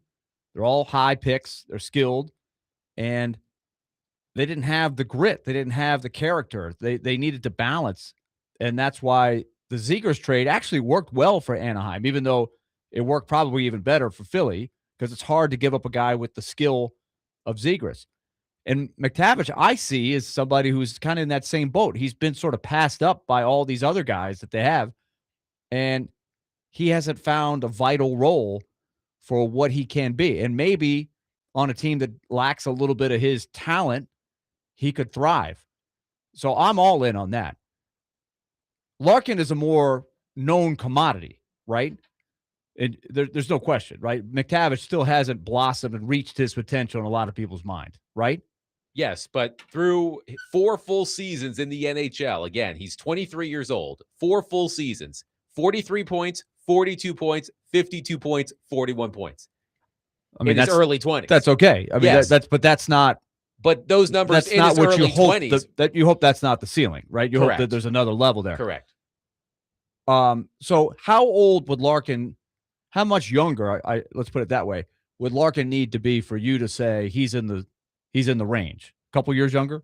27, 28 maybe. Because 27, 28 tends to be the year where a guy needs to have that. He's going to hit the unrestricted free agency type of age, right? So Larkin is just above it. I'm curious where Chris McFarland sees that for a guy who is such a known, consistent player like Larkin, who is, to me, he's a finished product. You know exactly what you're going to get, and I think you're going to get it for 5 or 6 years, not just for 2 or 3 years. That's intriguing. If you could only go for one or the other, I think it's a pretty good debate which one you would do. McTavish falls more in line with this next wave of players coming up for the Predators that you hope can be the makings of the next big nucleus. Because the role, presumably, the role he hasn't been able to find in Anaheim, he would find here. He'd get opportunity. Yes, he would get opportunity here that he wasn't getting in Anaheim. One texter says, trading for Larkin does exactly what Chris McFarland said he didn't want to do. Just be good enough to make the wild card. He does not move the needle at all. I mean, well, why are we acting like that's the only move that you would make? I mean, Right. you have an ability to make other moves too, Right. to try to, and what you don't know, and this is the hard thing, what does Matt Wood look like next year? What does Luke Evangelista look like next year? What about all the other guys? When does Brady Martin come into the picture? What does that team look like? That's the unknown that could have you looking at this team differently than you look. It's not like all those guys, especially the super young guys. Some of them will probably level off, but some I think are going to improve with time, the more experience they get. Now, you could also say, well, what about when Steven Stamkos starts to show his age? And what about Ryan? That's a fair point as well. 615-737-1025. We'll continue to take your conversation, your reaction. Yeah, we'll continue the conversation.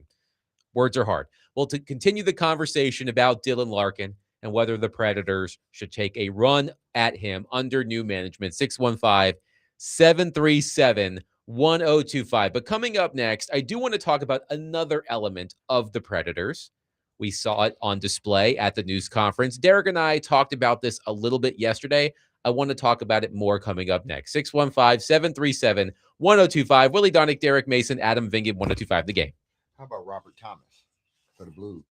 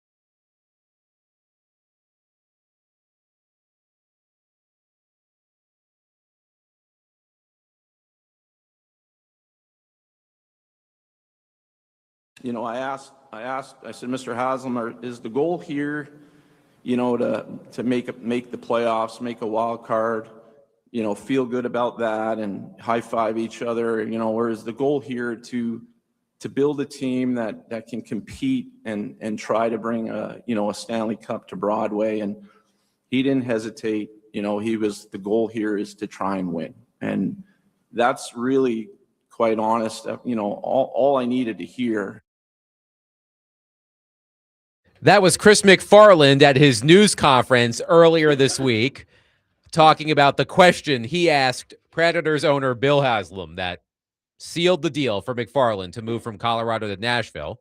Willy Donick, Derek Mason, Adam Vingan here with you. I am curious to hear from Predators fans. 615-737-1025. How do Predators fans feel about Bill Haslam's work as owner?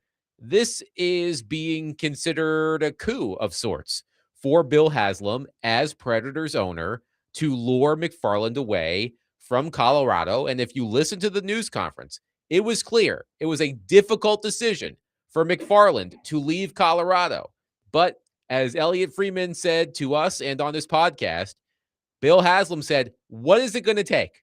And Haslam was able to meet McFarland's demands. And I do think that is, as I said, a feather in the cap for Haslam as an owner. And Willie, Derek and I were talking about this a little bit yesterday.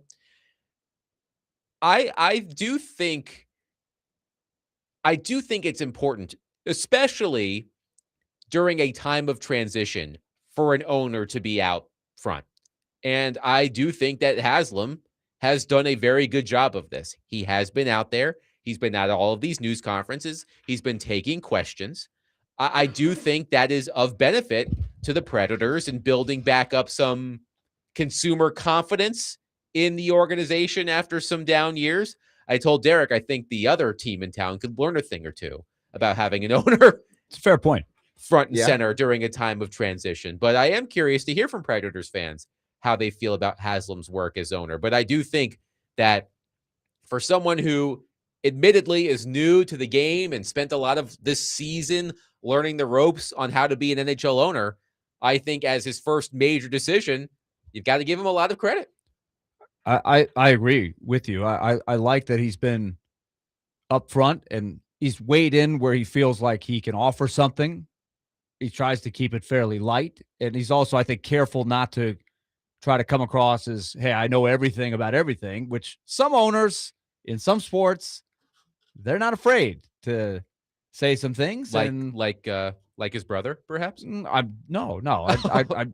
Is he really out there talking much? I don't know if Jimmy Haslam is out there. No, I'm thinking more like the brash Jerry Jones, Daniel Snyder, George Steinbrenner, the ones that, are very brash and I'm in charge. And let me tell you how this game's worked. And a lot of people are laughing when they're saying that. I understand your point.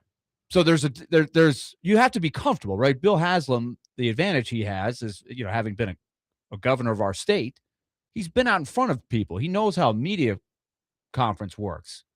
He knows he's comfortable in front of cameras and things like that.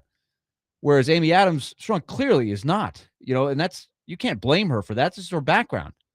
So you have to be comfortable and you have to be yourself. So that's maybe a discussion for another day. I would love to hear more about Rob Blake. This just happened. I didn't know that this was coming.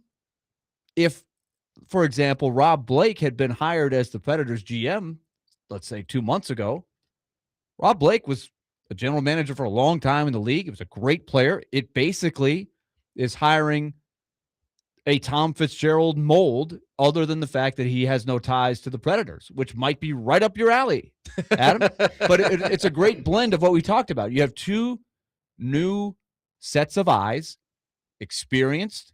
They've done a lot of winning. Rob Blake was a great player, and he knows what it's like to be a GM. You have a former player's perspective, and then you have Chris McFarland's perspective as more of an analyst who has come up through the scouting ranks. So I like the blend. It's exactly what I hoped that they would do. I didn't know which order it would be in, who would be the number one, who would be the number two. But I think the model looks like it makes a lot of sense to me. Now, who knows how it's going to work, because nobody can predict the future, but I think you've got two guys that have really good credentials that hopefully will mesh together. They seem to know each other pretty well. And I know, Willie, that you would get irritated when people would bring this up, the quote unquote predator way. And I think that these two hires, McFarland and Blake, show that the team is truly embarking on a new era. As you said, had Tom Fitzgerald been hired in the same role Rob Blake was just hired in, which is executive vice president of hockey operations, I'm sure I would have whined about it just a little bit.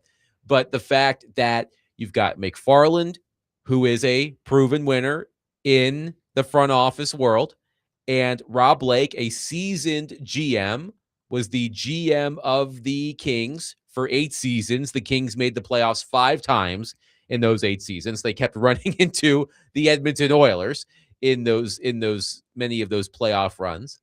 But it's a different perspective. As Ryan in Nashville says, it's finally good to have an owner who isn't afraid to play it safe and go get the big fish when he can. And I do commend Haslam for that. I don't know what McFarland's salary is. I can't imagine it's cheap. I also can't imagine it's cheap to bring in Rob Blake. So the fact that Haslam was willing to spend the money to overhaul the front office, I think, again, should fill Predators fans with confidence. Now, of course, McFarland and Blake and the rest of the Predators front office have to build a winner, and that's how they'll ultimately be judged. But I've seen a lot of Predators fans talk about a breath of fresh air, having new blood in there without previous ties to the organization. We'll see if people still feel that way if the Predators struggle. But I think a lot of Predators fans, based on those I've seen on the text line, those I've talked to over the past couple of days, they feel refreshed. They feel optimistic about the direction of the team, which is not something we've been able to say in the past few years. I think the next step, too, is to see not only what you start seeing with their moves that will affect the roster, but also underneath the surface, how will this affect the infrastructure people, scouts, and analytics people, and the other assistant GMs? Do they still have a part of this? Can they mesh together, or is this the beginning of some other changes internally? I have no sense one way or the other whether what the plan is there. There have been many times, for example, where a coach comes in and let's use Peter Laviolette when he replaced Barry Trotz, the first coaching change the organization ever made. He brought in one assistant, Kevin McCarthy, who has been his right man, basically has been his right-hand man for his entire coaching career up until that point, until Kevin McCarthy retired a few years ago. Like, he followed him all over the place. Kevin McCarthy was almost had as many addresses as Peter Laviolette, but he kept the rest of the staff intact. And so I don't know what will happen here, but if you wanted fresh blood, fresh ideas, you're getting that, right? With two guys who have worked together before, they have a relationship. They both have different perspectives, but they have definitely come from outside of the Predator family. This is a non sequitur, but it just popped up on my social media feed. So the NHL Combine is going on right now. Derek, I imagine you went to the Combine, right? Yes. I'm sure you had interviews with teams. Yes. Were you asked any off-the-wall questions? Oh, man, that was almost 50 years ago, it seemed like. No, I can't remember. I can't recall any off-the-wall conversations. So Caleb Malhotra, who is expected to be one of the top picks in the NHL draft. His dad, by the way, was just hired as the head coach of the Vancouver Canucks. Apparently, one team asked him this question, quote, "If you were on a desert island and there was no water, but the person next to you had a water bottle, would you kill them and take their water?" Jeez. Wow. I mean, who would – I'm going to ask you this. If I asked you that question, would you say, yeah, I'm going to kill the guy and take his water bottle? I think everybody's response would be, by any means necessary. I am a winner. I will murder. Goodness. No, I wouldn't do that. Let's try to find a way where we both can have some water. You're not a winner if you say that. That would be me, because we're both winning, because we're both going to be alive. Well, We both can help one another. but you've got to have that. Nah. I think Mm-mm.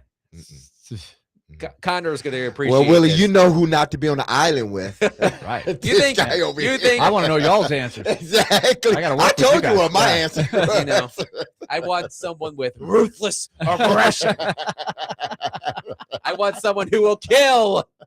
I am not Loyalty going and on the respect, Adam. I am not going on the island with Adam. I tell you that right now.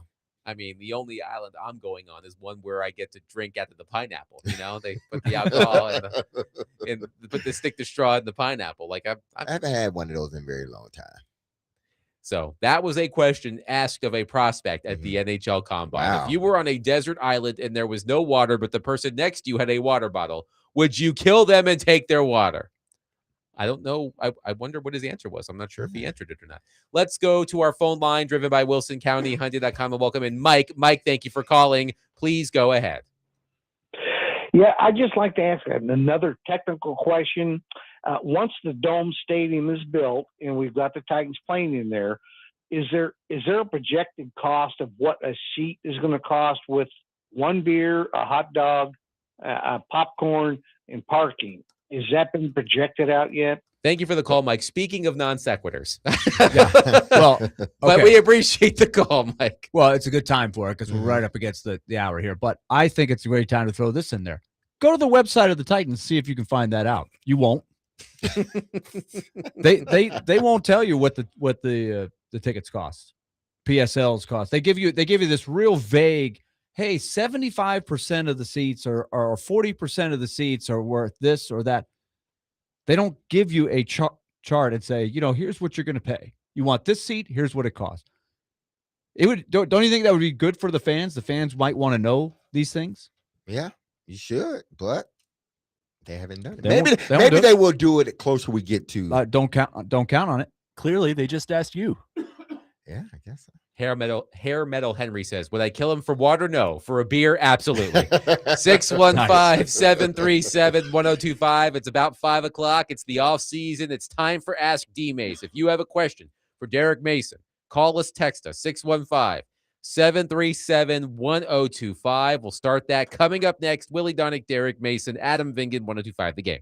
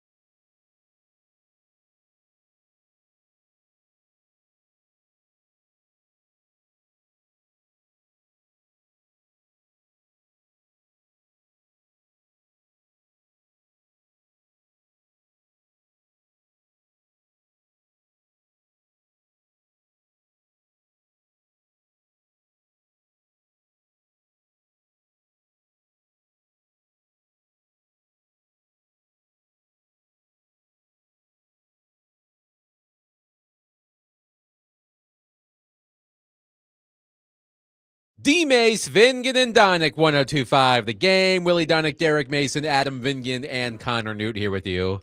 Still celebrating the Denison Big Reds National Championship. Willie's son, Mahoney, on the mound yesterday to start the game.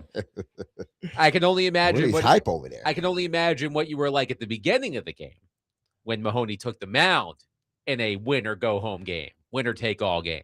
I was thinking, as a dad, you go through all of the scenarios, and I thought Mike Vrabel, when one of his sons was going to Boston College, I think he was a good player, right? And he said, if dads are being honest, you want the team to do well, but you're also, first and foremost, where does my son fit into this? I'm focused on my son. Is he playing well? And of course, you want the team. You want the experience to be great. So I'm always thinking the night before the championship, he's thrown this incredible game, the best game he's ever pitched, 2 days before. He's only on 2 days rest. He had never thrown 9 innings in a game in his life. Whew. And he's had 2 days rest. So, and the coach asked him the night before the championship, is your arm okay? Can you give us a little if we need you? Because you're thinking in a 2-game scenario, what happens if we lose the first game? What do I have if I've got to play 2 games? So the pitching coach is right to say, look, everybody's thrown a lot. 8 games in 7 days is what they had to play. And so he's like, I can throw. How many pitches did he throw the game prior to that? Like 110. 110. Ooh, man. And how many pitches are you allowed to throw? As many, right? Well, do they have in college, there's no restriction. In high school, restriction? in Tennessee high school, there's a restriction. In Okay. Little League, obviously, what's there's the a restriction in Tennessee high school? 120 is the absolute max that you can throw. Now, Without how many days? You got to have a certain amount of days of right, rest. 120 no matter what. Okay. And then there are other levels that you have to have a certain amount of days off before you're allowed to come back. Okay. And so it's got to be. In fact, there was a team recently, a couple years ago, that got dinged. The guy I think he threw a no-hitter, but he hit the pitch limit, and the other team was like, he went over the pitch limit, and that was a problem. I can't remember the schools involved or exactly how it turned out, but that was a weird thing that came up. You don't have that in college. In fact, the guy threw 145 in the first game against Denison, the first game that they lost. So all that saying, Denison was up 6-2 and knocked out the Division III pitcher of the year, and they're 50-2. So I'm thinking, hey, he won't have to pitch again. Not that I didn't want him to pitch, but I was like, I can relax as a dad. Yes, going, you can okay, just watch the game. We got this. We're taking this baby home. And next thing you know, the other team comes back, and you're going to game 3. And now, as game 1, as that game is ending, I'm thinking he's in this equation somewhere, and I didn't know where, but he gave it everything he had. He emptied the barrels, right? And then they had another guy who had not pitched as long as he had. Now, how about this? This is just a story. Freshman. He's been the closer the whole year for Denison. Short reliever. His first game, in that game, the kid threw 145 pitches. He balked 3 times. Then he comes back a few days later, starts a game, does not get an out in the first inning, gives up 4 runs. So he had 2 games where nothing went right. He comes in for Mahoney in the 3rd inning, down 3-0, pitches the rest of the game, 7 1/3 innings through the 10th inning. Now that is how you win a national championship, digging down deep. I mean, it was unreal what you have to do to climb all the way to the top of the mountain. Let's start Ask DMase this way. If you've got questions for Derek, 615-737-1025. Derek, what is the proudest moment you've shared with your son? As I'm sure that was the proudest moment that Willie has shared with Mahoney. What is the proudest moment you've shared with your son? His college graduation. Had nothing to do with me, but you will find this out, Adam, and Willie has found this out, that when you see your kids sort of go through school or go through life and they get to that point, especially a college graduate, and he graduated with honors. So I'm watching him and it's like, man, I'm just so proud of him. everything that he has accomplished. That was the proudest moment with me with my son. Because he wasn't, when I was playing, he was so little. Man, I think once I stopped playing, he might have been 4, 5, not 5. Yeah, 5 or 6. So he was still young. But when you're just talking about proud moments, I think for my son at least, and for my daughter it was the same way. Just watching them achieve a goal of theirs, and a goal of ours as parents for them to graduate college. All right, here's an offshoot to that as a parent angled question. Adam, you just mentioned this. What's the kid's name? Malholtra's first name? Caleb Malhotra. Mm-hmm. So here's the scenario. Caleb Malhotra is one of the top prospects, Yeah. right? Top Probably 3, not top the 5. Yeah, so probably not the top. The team that has the 3rd pick in the draft is the Vancouver Canucks. Guess who's the coach of the Canucks? His dad. His dad. New coach. Oh, Just wow. got hired. Just got hired. Wow, that's interesting. So let's say the scouts, let's say, Derek, you're the coach of the Canucks. Okay. You got the 3rd pick, and the scouts you're on the board, and they're like, hey, your son, that's who we need to pick here. He's the best. He's number 3 on our board. Do you think you could pull that? Like, it's one thing to coach your son in little league, right, or youth. Can you imagine coaching your son at the highest level with all the pressure of that? And your son is 18, a rookie. I mean, that, I don't know. I wonder what your input would be, because I don't know if I could answer that right off the bat. Oh yeah, take him. Like there's so much that would go into that. Like, think about a locker room with veterans. Yeah. The team's in the room, the coach is out of the room. Like, man, that coach, why did he bench me last night? His son's sitting right there. Like, there's a lot of things going on. Yeah. But I think think you could do it? I think I could from this standpoint, because I've never been that parent. Like, I've caught it how I saw it with my kid. It's like, either you can play or you can't. And he will tell you that to this day. I never showed preferential treatment, because I helped coach him when he was in middle school. And when we went to high school, I was like, I'm going to remove myself and just let it be about him. And I just wanted to watch as a parent. But even with that, I know I've been in this sport long enough that I understand and know that if your son isn't good and you play him, you're doing more harm than anything, because everybody else sees it. Because I've seen that. Exactly. I've seen that before, where you're looking at a coach and you're like, why is this guy, like, why is he playing him? Like, everybody sees. Oh, that's the coach's son. Exactly. Oh, that's why he's playing it's him. not, So we've all seen it. It's not a coach and a player, but it's a player and a player. LeBron James and Bronny James. Oh, right? man, was that Yeah, out there? and that was out the there LA Lakers. until he proved that he can play. No one talks about it now, because Bronny has come in and he has proven that, hey, listen, I can play in this league. I deserve to be in this league. Now, he took a lot of flack early on because of who his dad is, and we know how they all facilitated him going to the Lakers. But ultimately, when the dust clears, you got to show that you can perform. If you can't perform, me as a head coach and your dad, I can't help you. I can't then say, well, I'm going to put my son out there, and everybody in the locker room knows, like, your son ain't that good. Like, why you got him out there? And then when you talk about stuff in the locker room, it's, don't tell me what's going on in the locker room. If I'm the head coach and you can know what I would explain to him right off the bat. What is said about me in the locker room amongst you, keep that in there. I don't need to know anything about it. Quickly, I will share my proudest moment with my son. Now, like, all of my son's 4.5 years old, and you got some proud moments. Every milestone is fabulous. He's been a fabulous big brother to his brand new baby sister. But I will tell you a random moment where I was really proud of him. Clearly, my son is going to have no athletic genes from me. If he becomes a high-level athlete like Mahoney Donick, he's going to have to do it all by himself, because it's not coming from me. But I do remember a couple of months ago, my son found my Nintendo Switch and wanted to play. And he chose Mario Golf, whatever Mario Golf game I had in the Switch. And on his first try playing Mario Golf, He got a par.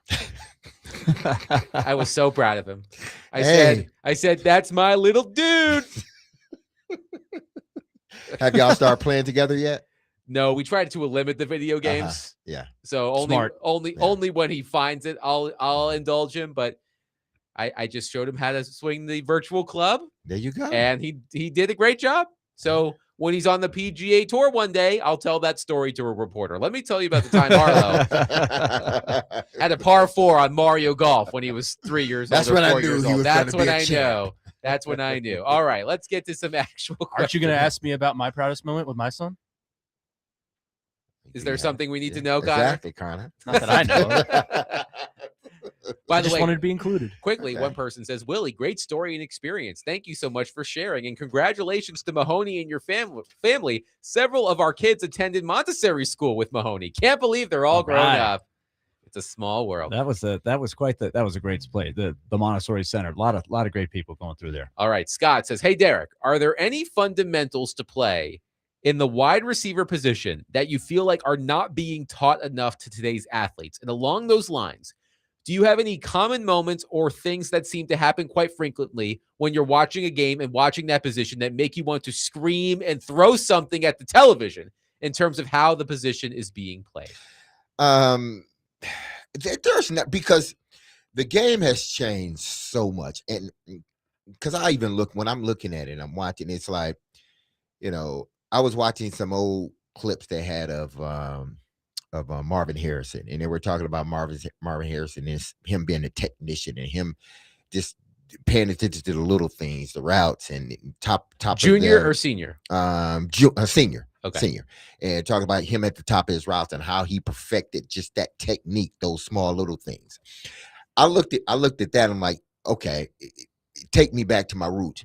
But I also have been able to fast forward and I understand that this game has changed so much.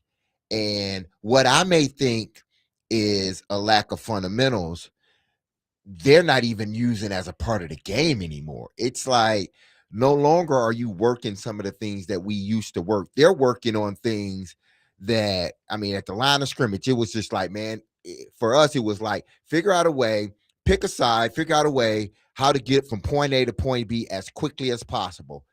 Don't be making all these moves at the line of scrimmage because the quarterback has to take a drop back and everything has to time on perfectly.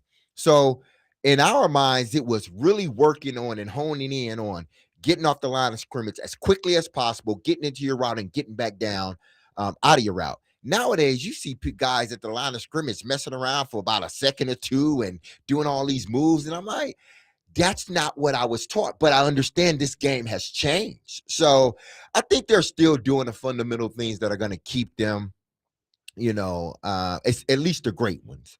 They're going to keep them in this game a long time. I think those that don't practice their skill, don't hone in on their skill and their craft, those are the guys that sort of take off like a rocket and then end up fizzling out once that athletic ability, more and more, like the speed is gone. Once the speed is gone, then you truly see who works on their craft and who doesn't. One texter says, Derek, what are your realistic expectations for Jared Curtis, new Vanderbilt quarterback? Man, he's going to take a lot of lumps. Those lumps may not equal losses, but I think he's going to take a lot of lumps. But I think Clark Lee is going to, and that coaching staff is going to try to be as smart as they possibly can or take it as slow as they possibly can with this young guy. They're surrounding him with more players. They have some guys that will carry over from last year. They're not going to put a lot on his plate unless he shows them that he can, digest it and go out there and play. But I think he's going to be okay. I think he's going to take his lumps.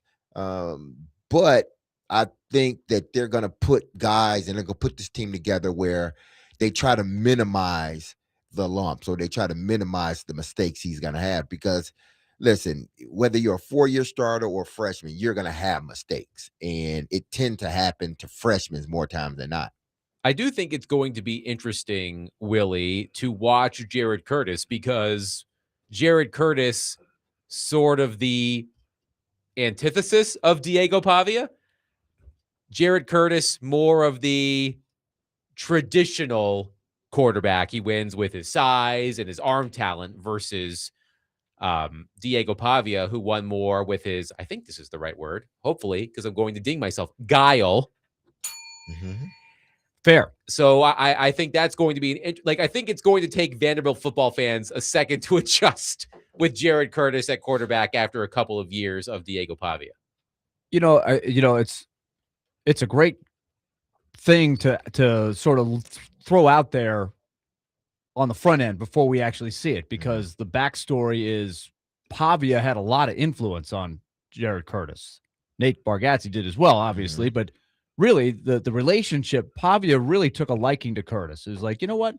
I'm gonna go watch this guy play. And Curtis was noticing what Pavia was doing. And clearly Vanderbilt thinks that the offense that they run is a great fit for Curtis, even though Curtis is bigger. He's got a stronger arm. And he doesn't have the knowledge of the offense that Diego Pavia had when he came to Vanderbilt. So that's going to be the thing that you're mentioning, Derek. He's got a lot to learn. It's so hard for a kid out of high school to pick all that up and be ready to go day one, especially with the intricacies that you could see Pavia knowing. But so they're very different in their body types. The hope for Clark Lee is that Jared Curtis can learn what Diego Pavia learned and use his physical gifts, right? Because he can run. He is an athlete, and he's got a rocket of an arm. He's got tools that Diego Pavia will never have. But Pavia was guile is a great word. He knew exactly what was supposed to happen before the play happened, and he had that great competitive instinct. 615-737-1025. We'll continue to take your questions for Derek. Here's an interesting note from Adam Schefter. New Titans wide receiver Wan'Dale Robinson told Kay Adams on her Up and Adams show that he will be wearing number 4 this season to honor his late friend Rondale Moore. That's nice. 615-737-1025. Also coming up next, do we have an opportunity to see perhaps one of the most villainous teams in the NFL in decades? We'll discuss that coming up next. 615-737-1025. Willy Donick, Derek Mason, Adam Vingan, 1025 The Game.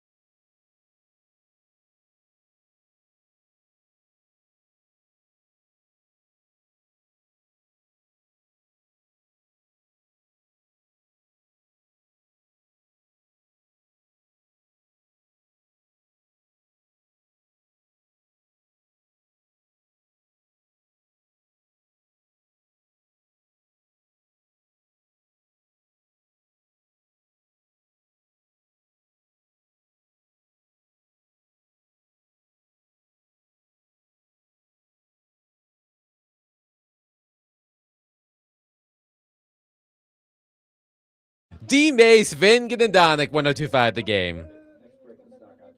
Great song. Never gonna get it. Every now and then, I do say to my wife, never gonna get it, never gonna get it. You do? Never gonna get it, never gonna get it. It's about sending a message. Yes. Sometimes you gotta send. I'm not going to message. ask the context. of where Exactly. you Me say either. that. I'm not gonna ask the context. I'm either. going to leave it open to interpretation. Okay. That's why I started laughing. I'm like, I'm not gonna ask. Oh boy. This is a situation. Do not ask Adam. We just had Ask DMase. Yes. Do not ask Adam. Yes. Do not. That's the next segment. Do not Yeah. ask. All right. So earlier this week, I think it was earlier this week, right? Myles Garrett traded from the Cleveland Browns to the LA Don't Rams. ask me Yes. because it's a blur Yes. the last week, but I This think week- that's true. This week has been a blur. So in the wake of that trade, I guess Aaron Donald came out and floated the idea of returning from retirement and rejoining the LA Rams, Mhm. which makes me wonder if that were to happen, if Aaron Donald were to come out of retirement and join Myles Garrett with the LA Rams, would the Rams be one of the most despised teams in NFL history if that were to happen?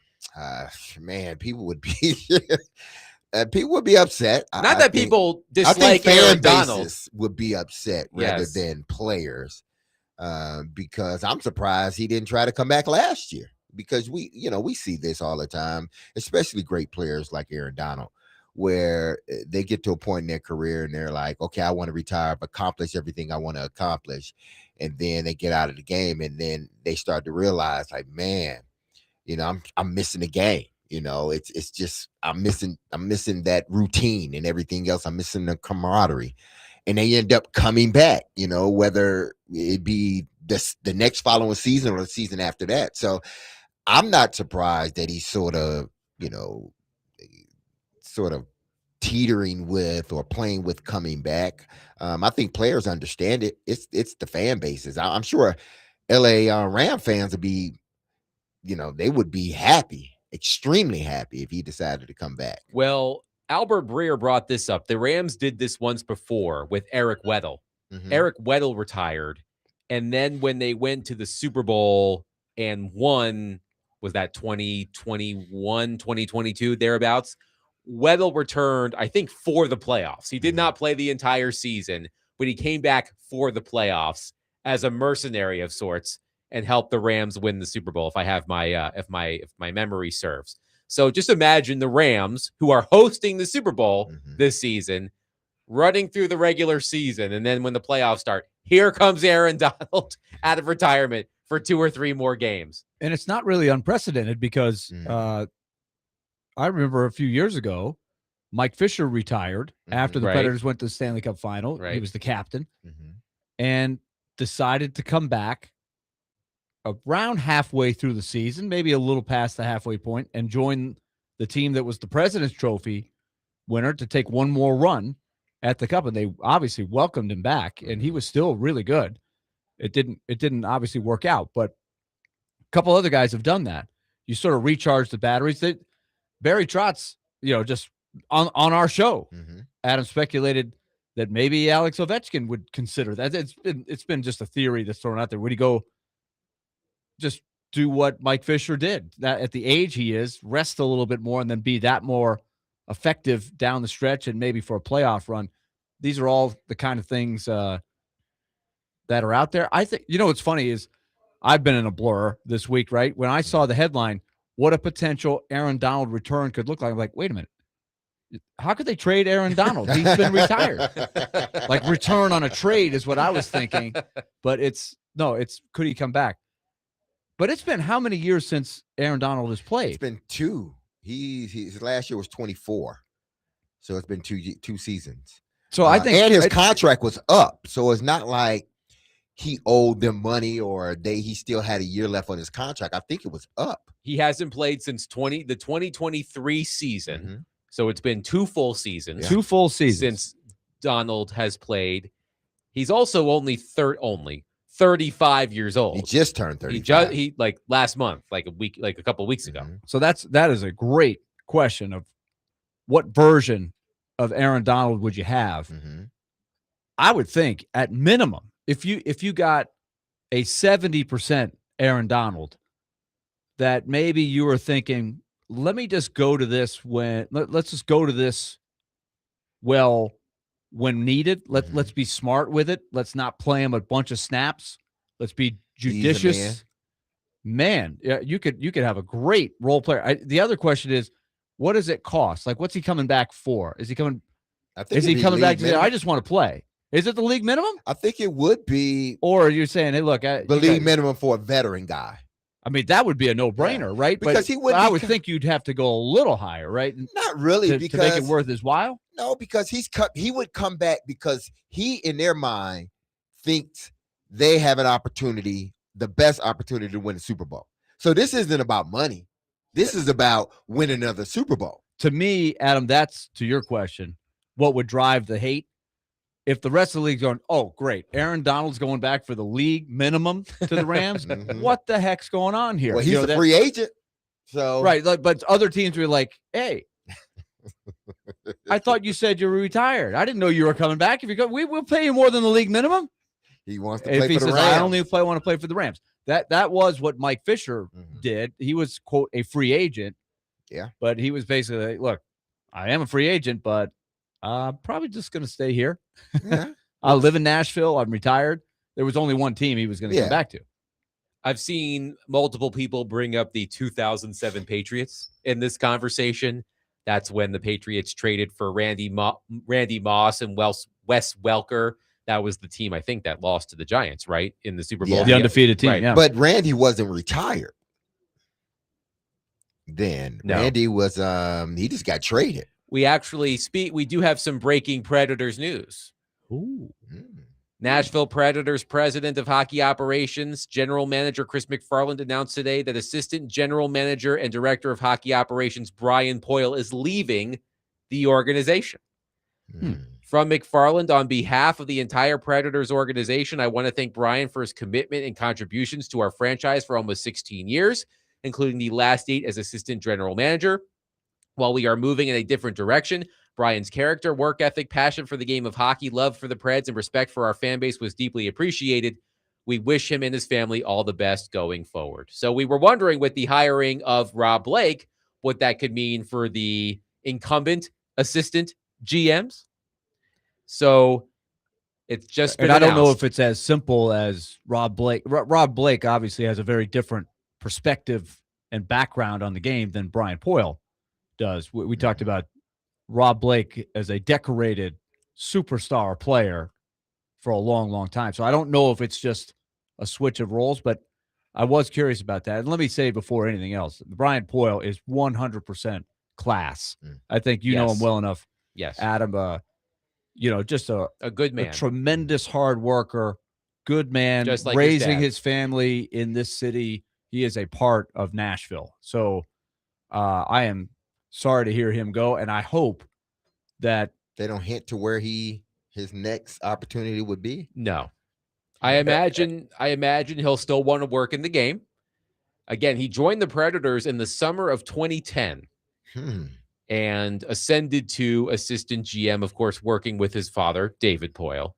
And I echo Willy's sentiments that Brian Poyle, a wonderful man, always enjoyed my conversations with Brian. I appreciated him taking an interest in me, because when you cover somebody, sometimes it often feels one-sided, where you're trying to get to know them, ply them for information. But Brian always made a point to ask me about me, which is a small thing, which I always appreciate. Oh my goodness. I think that is a great point. I'm glad you said that, Adam, because when you're talking to him, it's not just hey, let me answer your question about the team, and then I got my own thing doing. He was very, authentically interested in your life, what's going on with you, how are your kids, all of that. So I wish him, I consider him a friend. I've known him for a long time, and I would think he is going to be an asset for somebody in the league, and sometimes something like this can send you, maybe, I don't know whether he was wanting this to happen, thought this was going to happen, saw it coming, didn't see it coming. I don't know. But I think sometimes a shakeup can be a good thing, right? And he goes and he'll be a fresh perspective for somebody else, and his assets will come out and help another organization. And But per- he knows the game. I can tell you that. He is a very, very good assistant GM who thoroughly knows the league. And Rob Blake will be Chris McFarland's right-hand man as executive vice president of hockey operations. I would assume that McFarland will hire someone to replace Poyle in that role. Jeff Kelty still a member of the organization. Scott Nichols still a member of the organization for now. But the Predators have just announced that assistant GM and director of hockey operations Brian Poyle, David Poyle's son, is leaving the organization after 16 years. We wish him the best, as we just said. Really good person and worked really hard with the Predators. I know how loyal he was to the organization, how much it meant to him, how much working with his dad meant to him as well. One texter says, respect to Brian Poyle, but I love to see BMAC. Is that what we're calling it? Well, CMAC. I think he meant CMAC. Respect to Brian Poyle, but I love to see CMAC rip it all down. Well, the one thing I said to Derek, well, Willie, you were on the show that day as well, was I think one thing that will serve McFarland well, at least at the start, is he does not yet have that emotional attachment to the Predators. Again, you heard how much of an attachment he had to the Avalanche and how he choked up about all of the great time he had in Colorado. But I do think the fact that he has yet to develop that here will help him have a clear-eyed approach to reshaping this organization. And so far, it means the departure of Brian Poyle, and we'll see what else comes out of it. 615-737-1025. We'll wrap up the show and the week. Coming up next, Willie Donick, Derek Mason, Adam Vingan, 1025 The Game.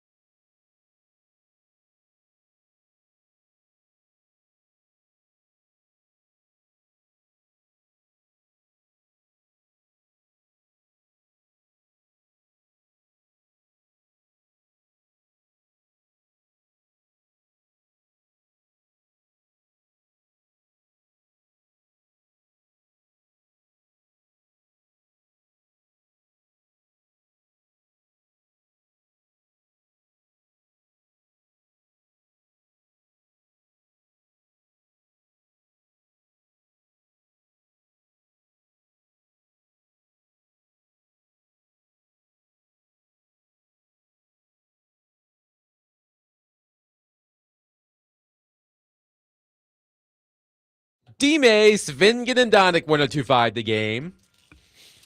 I was tempted to just play the song for the rest of the show. It's a great song. I love this song. It is. It's a fabulous song. Does this bring back memories for you, Willy and DMase? Oh, yes, yes. Us old guys, you mean? Yeah. Oh, yeah. No, not like that. This used to be your old song, Right. It did. Yeah, it did. Yes. I mean, Mariah Carey. Yeah. Actually, it wasn't this version, though. It was, Something forget about the energy. artist. Yeah, Big Energy. What was Lado. Yes, Lado, exactly. Yeah, Lado. Yes.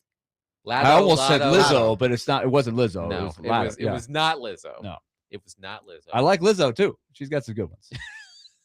There you Keep go. that in mind. Yeah. Okay. Well, I got to get back to the music. It's got to be my turn next week. I gotta It get back is in. It's- absolutely I- your you turn. should have, you should have some tunes Skip me in the built up, rotation. too. Yeah, I got some. You should have some tunes. Oh built man, up. I've been up and down the highway so many times. I've had so many playlists going. The theme yesterday was songs with the word summer in the title. Ah, Okay. That was the theme yesterday. We And had what's some today? What was today's theme? Do we have one? Just I just good wanted stuff? to play some celebratory tunes. stuff for Okay, you. good, Yeah, good. Stuff that makes you Yeah. feel good. We played some Ain't good nothing wrong songs with that. yesterday. We played, let's see, we had Demi Lovato, Cool for the Summer.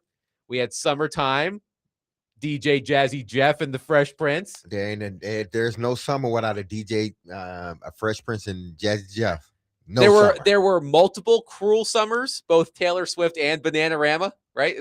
Nice. Mm. It got cut can off though appreciate. once we learned you guys won the championship. We played Queen for you. Yes, we did play We Are the Champions. Thank you. I got to So- go back and listen. And to Go Big Red as performed by the Oklahoma marching band. that. All right. Were there any unruly celebrations happening yesterday following the conclusion of the game? I retweeted. There is I got to get the gentleman's name so I can give him full props. But they have a really good videographer who just has a really good knack of capturing the right angle, the right thing. And he was in the spot in the dugout where he watched the winning hit and then sort of followed the team behind as they did the dog pile. It was a great angle of a team celebrate. You could hear them yelling and screaming, but he wasn't in the pile, but he was right there. It was as if the viewer was with the inside. team. It was really cool. Who was? I want to know who was in the middle of the pile.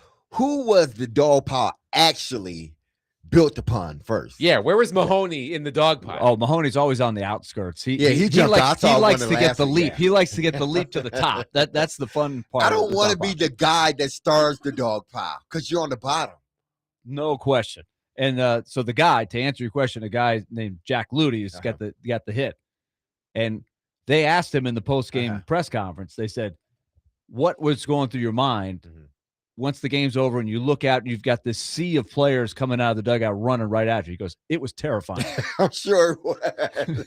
He goes, I was flashing back. He said, my freshman year when they won the conference tournament, they did a dog pile, or maybe it was a regional or whatever.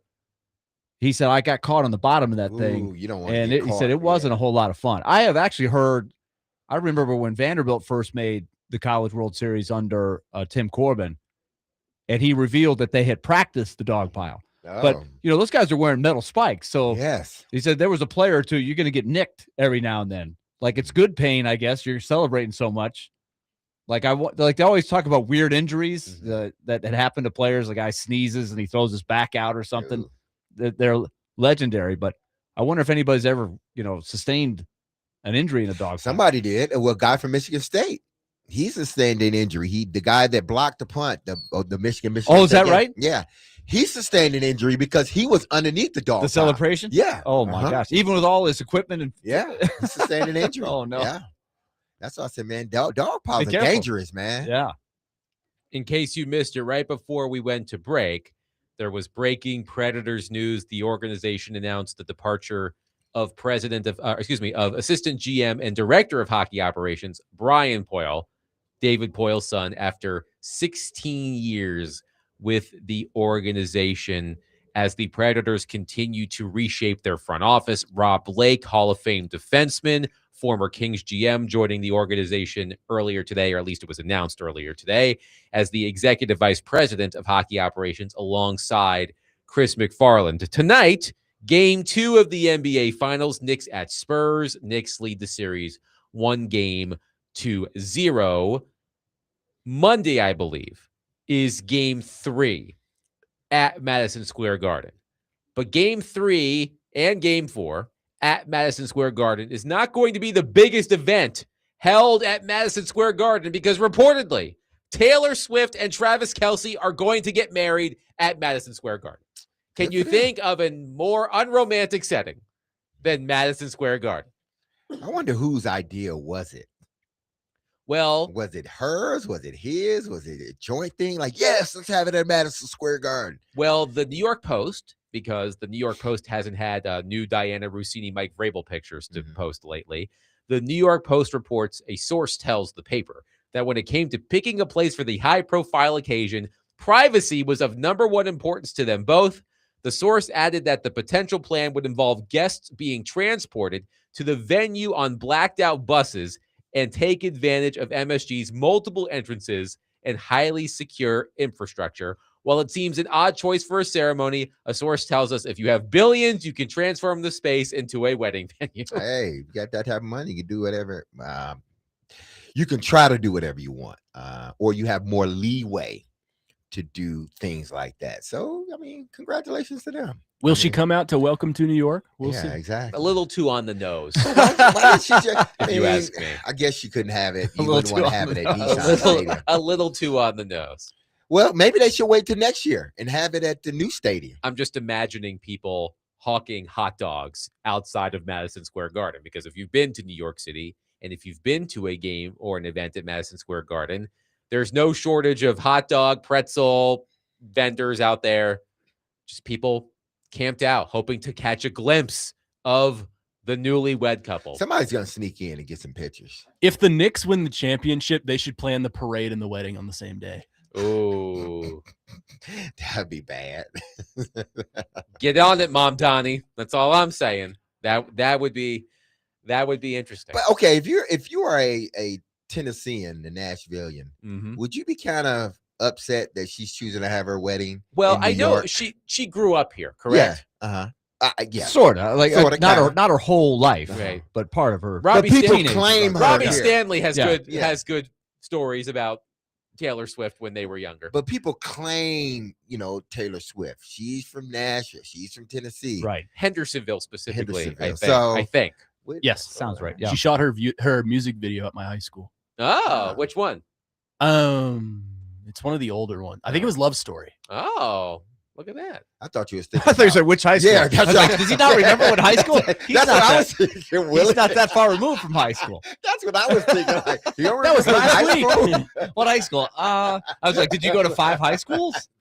You transfer NIL deal? What happened here? I wish. Oh man, yeah. No, I just wanted to ask that question. Like, her Nashville fans, why you have it in New York? You're not from New York. She's big time. I guess so. We're not as big time as New York, I Nah, guess. I have mine in my backyard. All right. So do the Spurs hold serve and keep this? Yes, back to basketball. Yeah. I want the I want to see a series here. Like that first game, that was a great game, right? It was knockdown, drag out. You had the whole drama of Brunson leaving and coming. How about Brunson, man? He's a beast. He is a bulldog, is He's he a not? beast. Yeah, he is the reincarnation of Isaiah Thomas. That's who he is, because he is tough as nails. I mean, or as tough as a $2 steak, as Vrabel would say. He's not afraid to go in the middle with those big trees. He play a physical brand of basketball, and it's just Isaiah Thomas all over again. A small guy leading this team, and hopefully he can lead them to a NBA championship. But I want it to be like old school, Willie. The first 2 are taken by the home team. Well, it didn't happen that way. And then the next 2 is taken by the home team. And then after that, all bets are off. Now we get into the series. The other question, too, is if the Knicks win the NBA Finals, will Madison Square Garden be standing in time for Taylor Swift and Travis Kelce's wedding? I'm telling you, if they Because win a this- championship, New Yorkers are going to be insufferable. They already are. They are. I mean, I am the son of 2 of them, and I love them. But, Boy, you ain't going to be able to tell them nothing. Nothing. Like, nothing. what's funny is my dad, who was born and raised in Queens, grew up a Celtics fan. He actually did not grow up a Knicks fan. Oh, wow. How did that happen? I don't remember. I'm sure he Damn. got beat up about it a lot, Yeah, but yeah, living in New Yeah, York, hear I'm sure about he that. did. Yeah. yes. That's like if the Yankees win, like Yankees fans are already insufferable, they will be even more. It's just like, okay, the Knicks won. It's like, gosh, man. I do want to see how Victor Wembanyama rebounds and scores and blocks and steals, but I want to see how he rebounds from a poor performance in game one. You're Hopefully, just talking about that, Willie. hopefully no one will run on the court and try to get a selfie with him. I'm What sure in they the won't. world was that? What we talked about honestly, that to start the show Did you yesterday. guys think that was AI or something? I had to do a double take. I was like, is that real? No, because people are dumb enough to Yeah, actually. I do know, that. but like usually the game, if like when somebody runs on a football field or a baseball field, they don't show the guy, right? They make a point they not make to a show point, the person. Yeah, and but that guy got out there so quick. They're Hey, like, what do we do? And then Mike Breen was like, this idiot goes on for a selfie, you know, but he had no choice. He was like, everybody saw it, so I guess I have to talk about it. Yeah, that was weird. Yesterday, we were asking listeners for the most unhinged things they've done to meet a professional athlete. That was the start of yesterday's show in regards to this fan running out on the court. The fan, like, what do you think was going through? Like, he was determined to keep the phone in the hand. He was like, I know they're gonna tackle me. They're gonna beat me up. They're gonna be rough, but by golly, I'm keeping this video going. I'm keeping this video going because they're not gonna take it from me. I wonder if they like confiscated his phone. Like, you are not posting this. It. He posted it. He posted it. Well, yeah, it's was up that there. him posting no. it? He did. Did he but post it? But here's Yeah, the it's a thing. video. Oh, Yeah, that's him. Yeah. He did. Yes. I'm And not, Victor I'm not Wembanyama- gonna look. I'm not looking. You gotta Okay. look. I'm not giving him the satisfaction of giving him the click. Wimby's face isn't even in it. You just see his chest. It cuts off.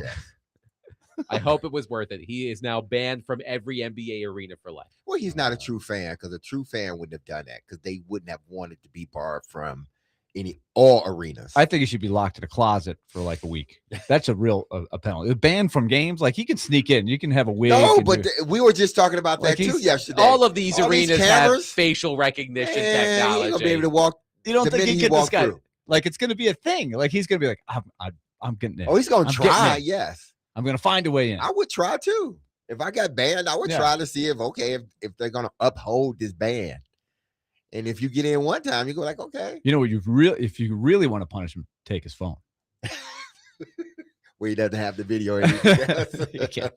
He's gonna be lost without that phone. Oh man. Well, we'll see what happens tonight. Game 2 of the NBA Finals. Knicks at Spurs, a 7:30 p.m. Central tip-off or thereabouts on ABC. The Stanley Cup Final continues tomorrow.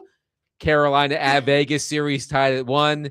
If the first 2 games are any indication, Game 3 will be one to watch for sure. That will do it for us today and this week. We hope you had a wonderful time. We sure did. Once again, a big shout out to Mahoney, Donick, and the Denison Big Red, D3 national champions. We are so proud. But that will do it for us this week. We will be back on Monday, 3 p.m. Have a wonderful and safe weekend. We'll talk to you then. Be loved, love on your people. Have a safe, blessed, and wonderful weekend. I love you. The team loves you. Hear that music. Don't you forget about us because we will not forget about you. We will be back on these airways starting at 3 p.m. Monday to talk about everything that happened in the world of sports over this weekend. As I always say, we're going to be talking, and You gonna be listening. peace. Congratulations again to the Denison Big Red and Mahoney Donick.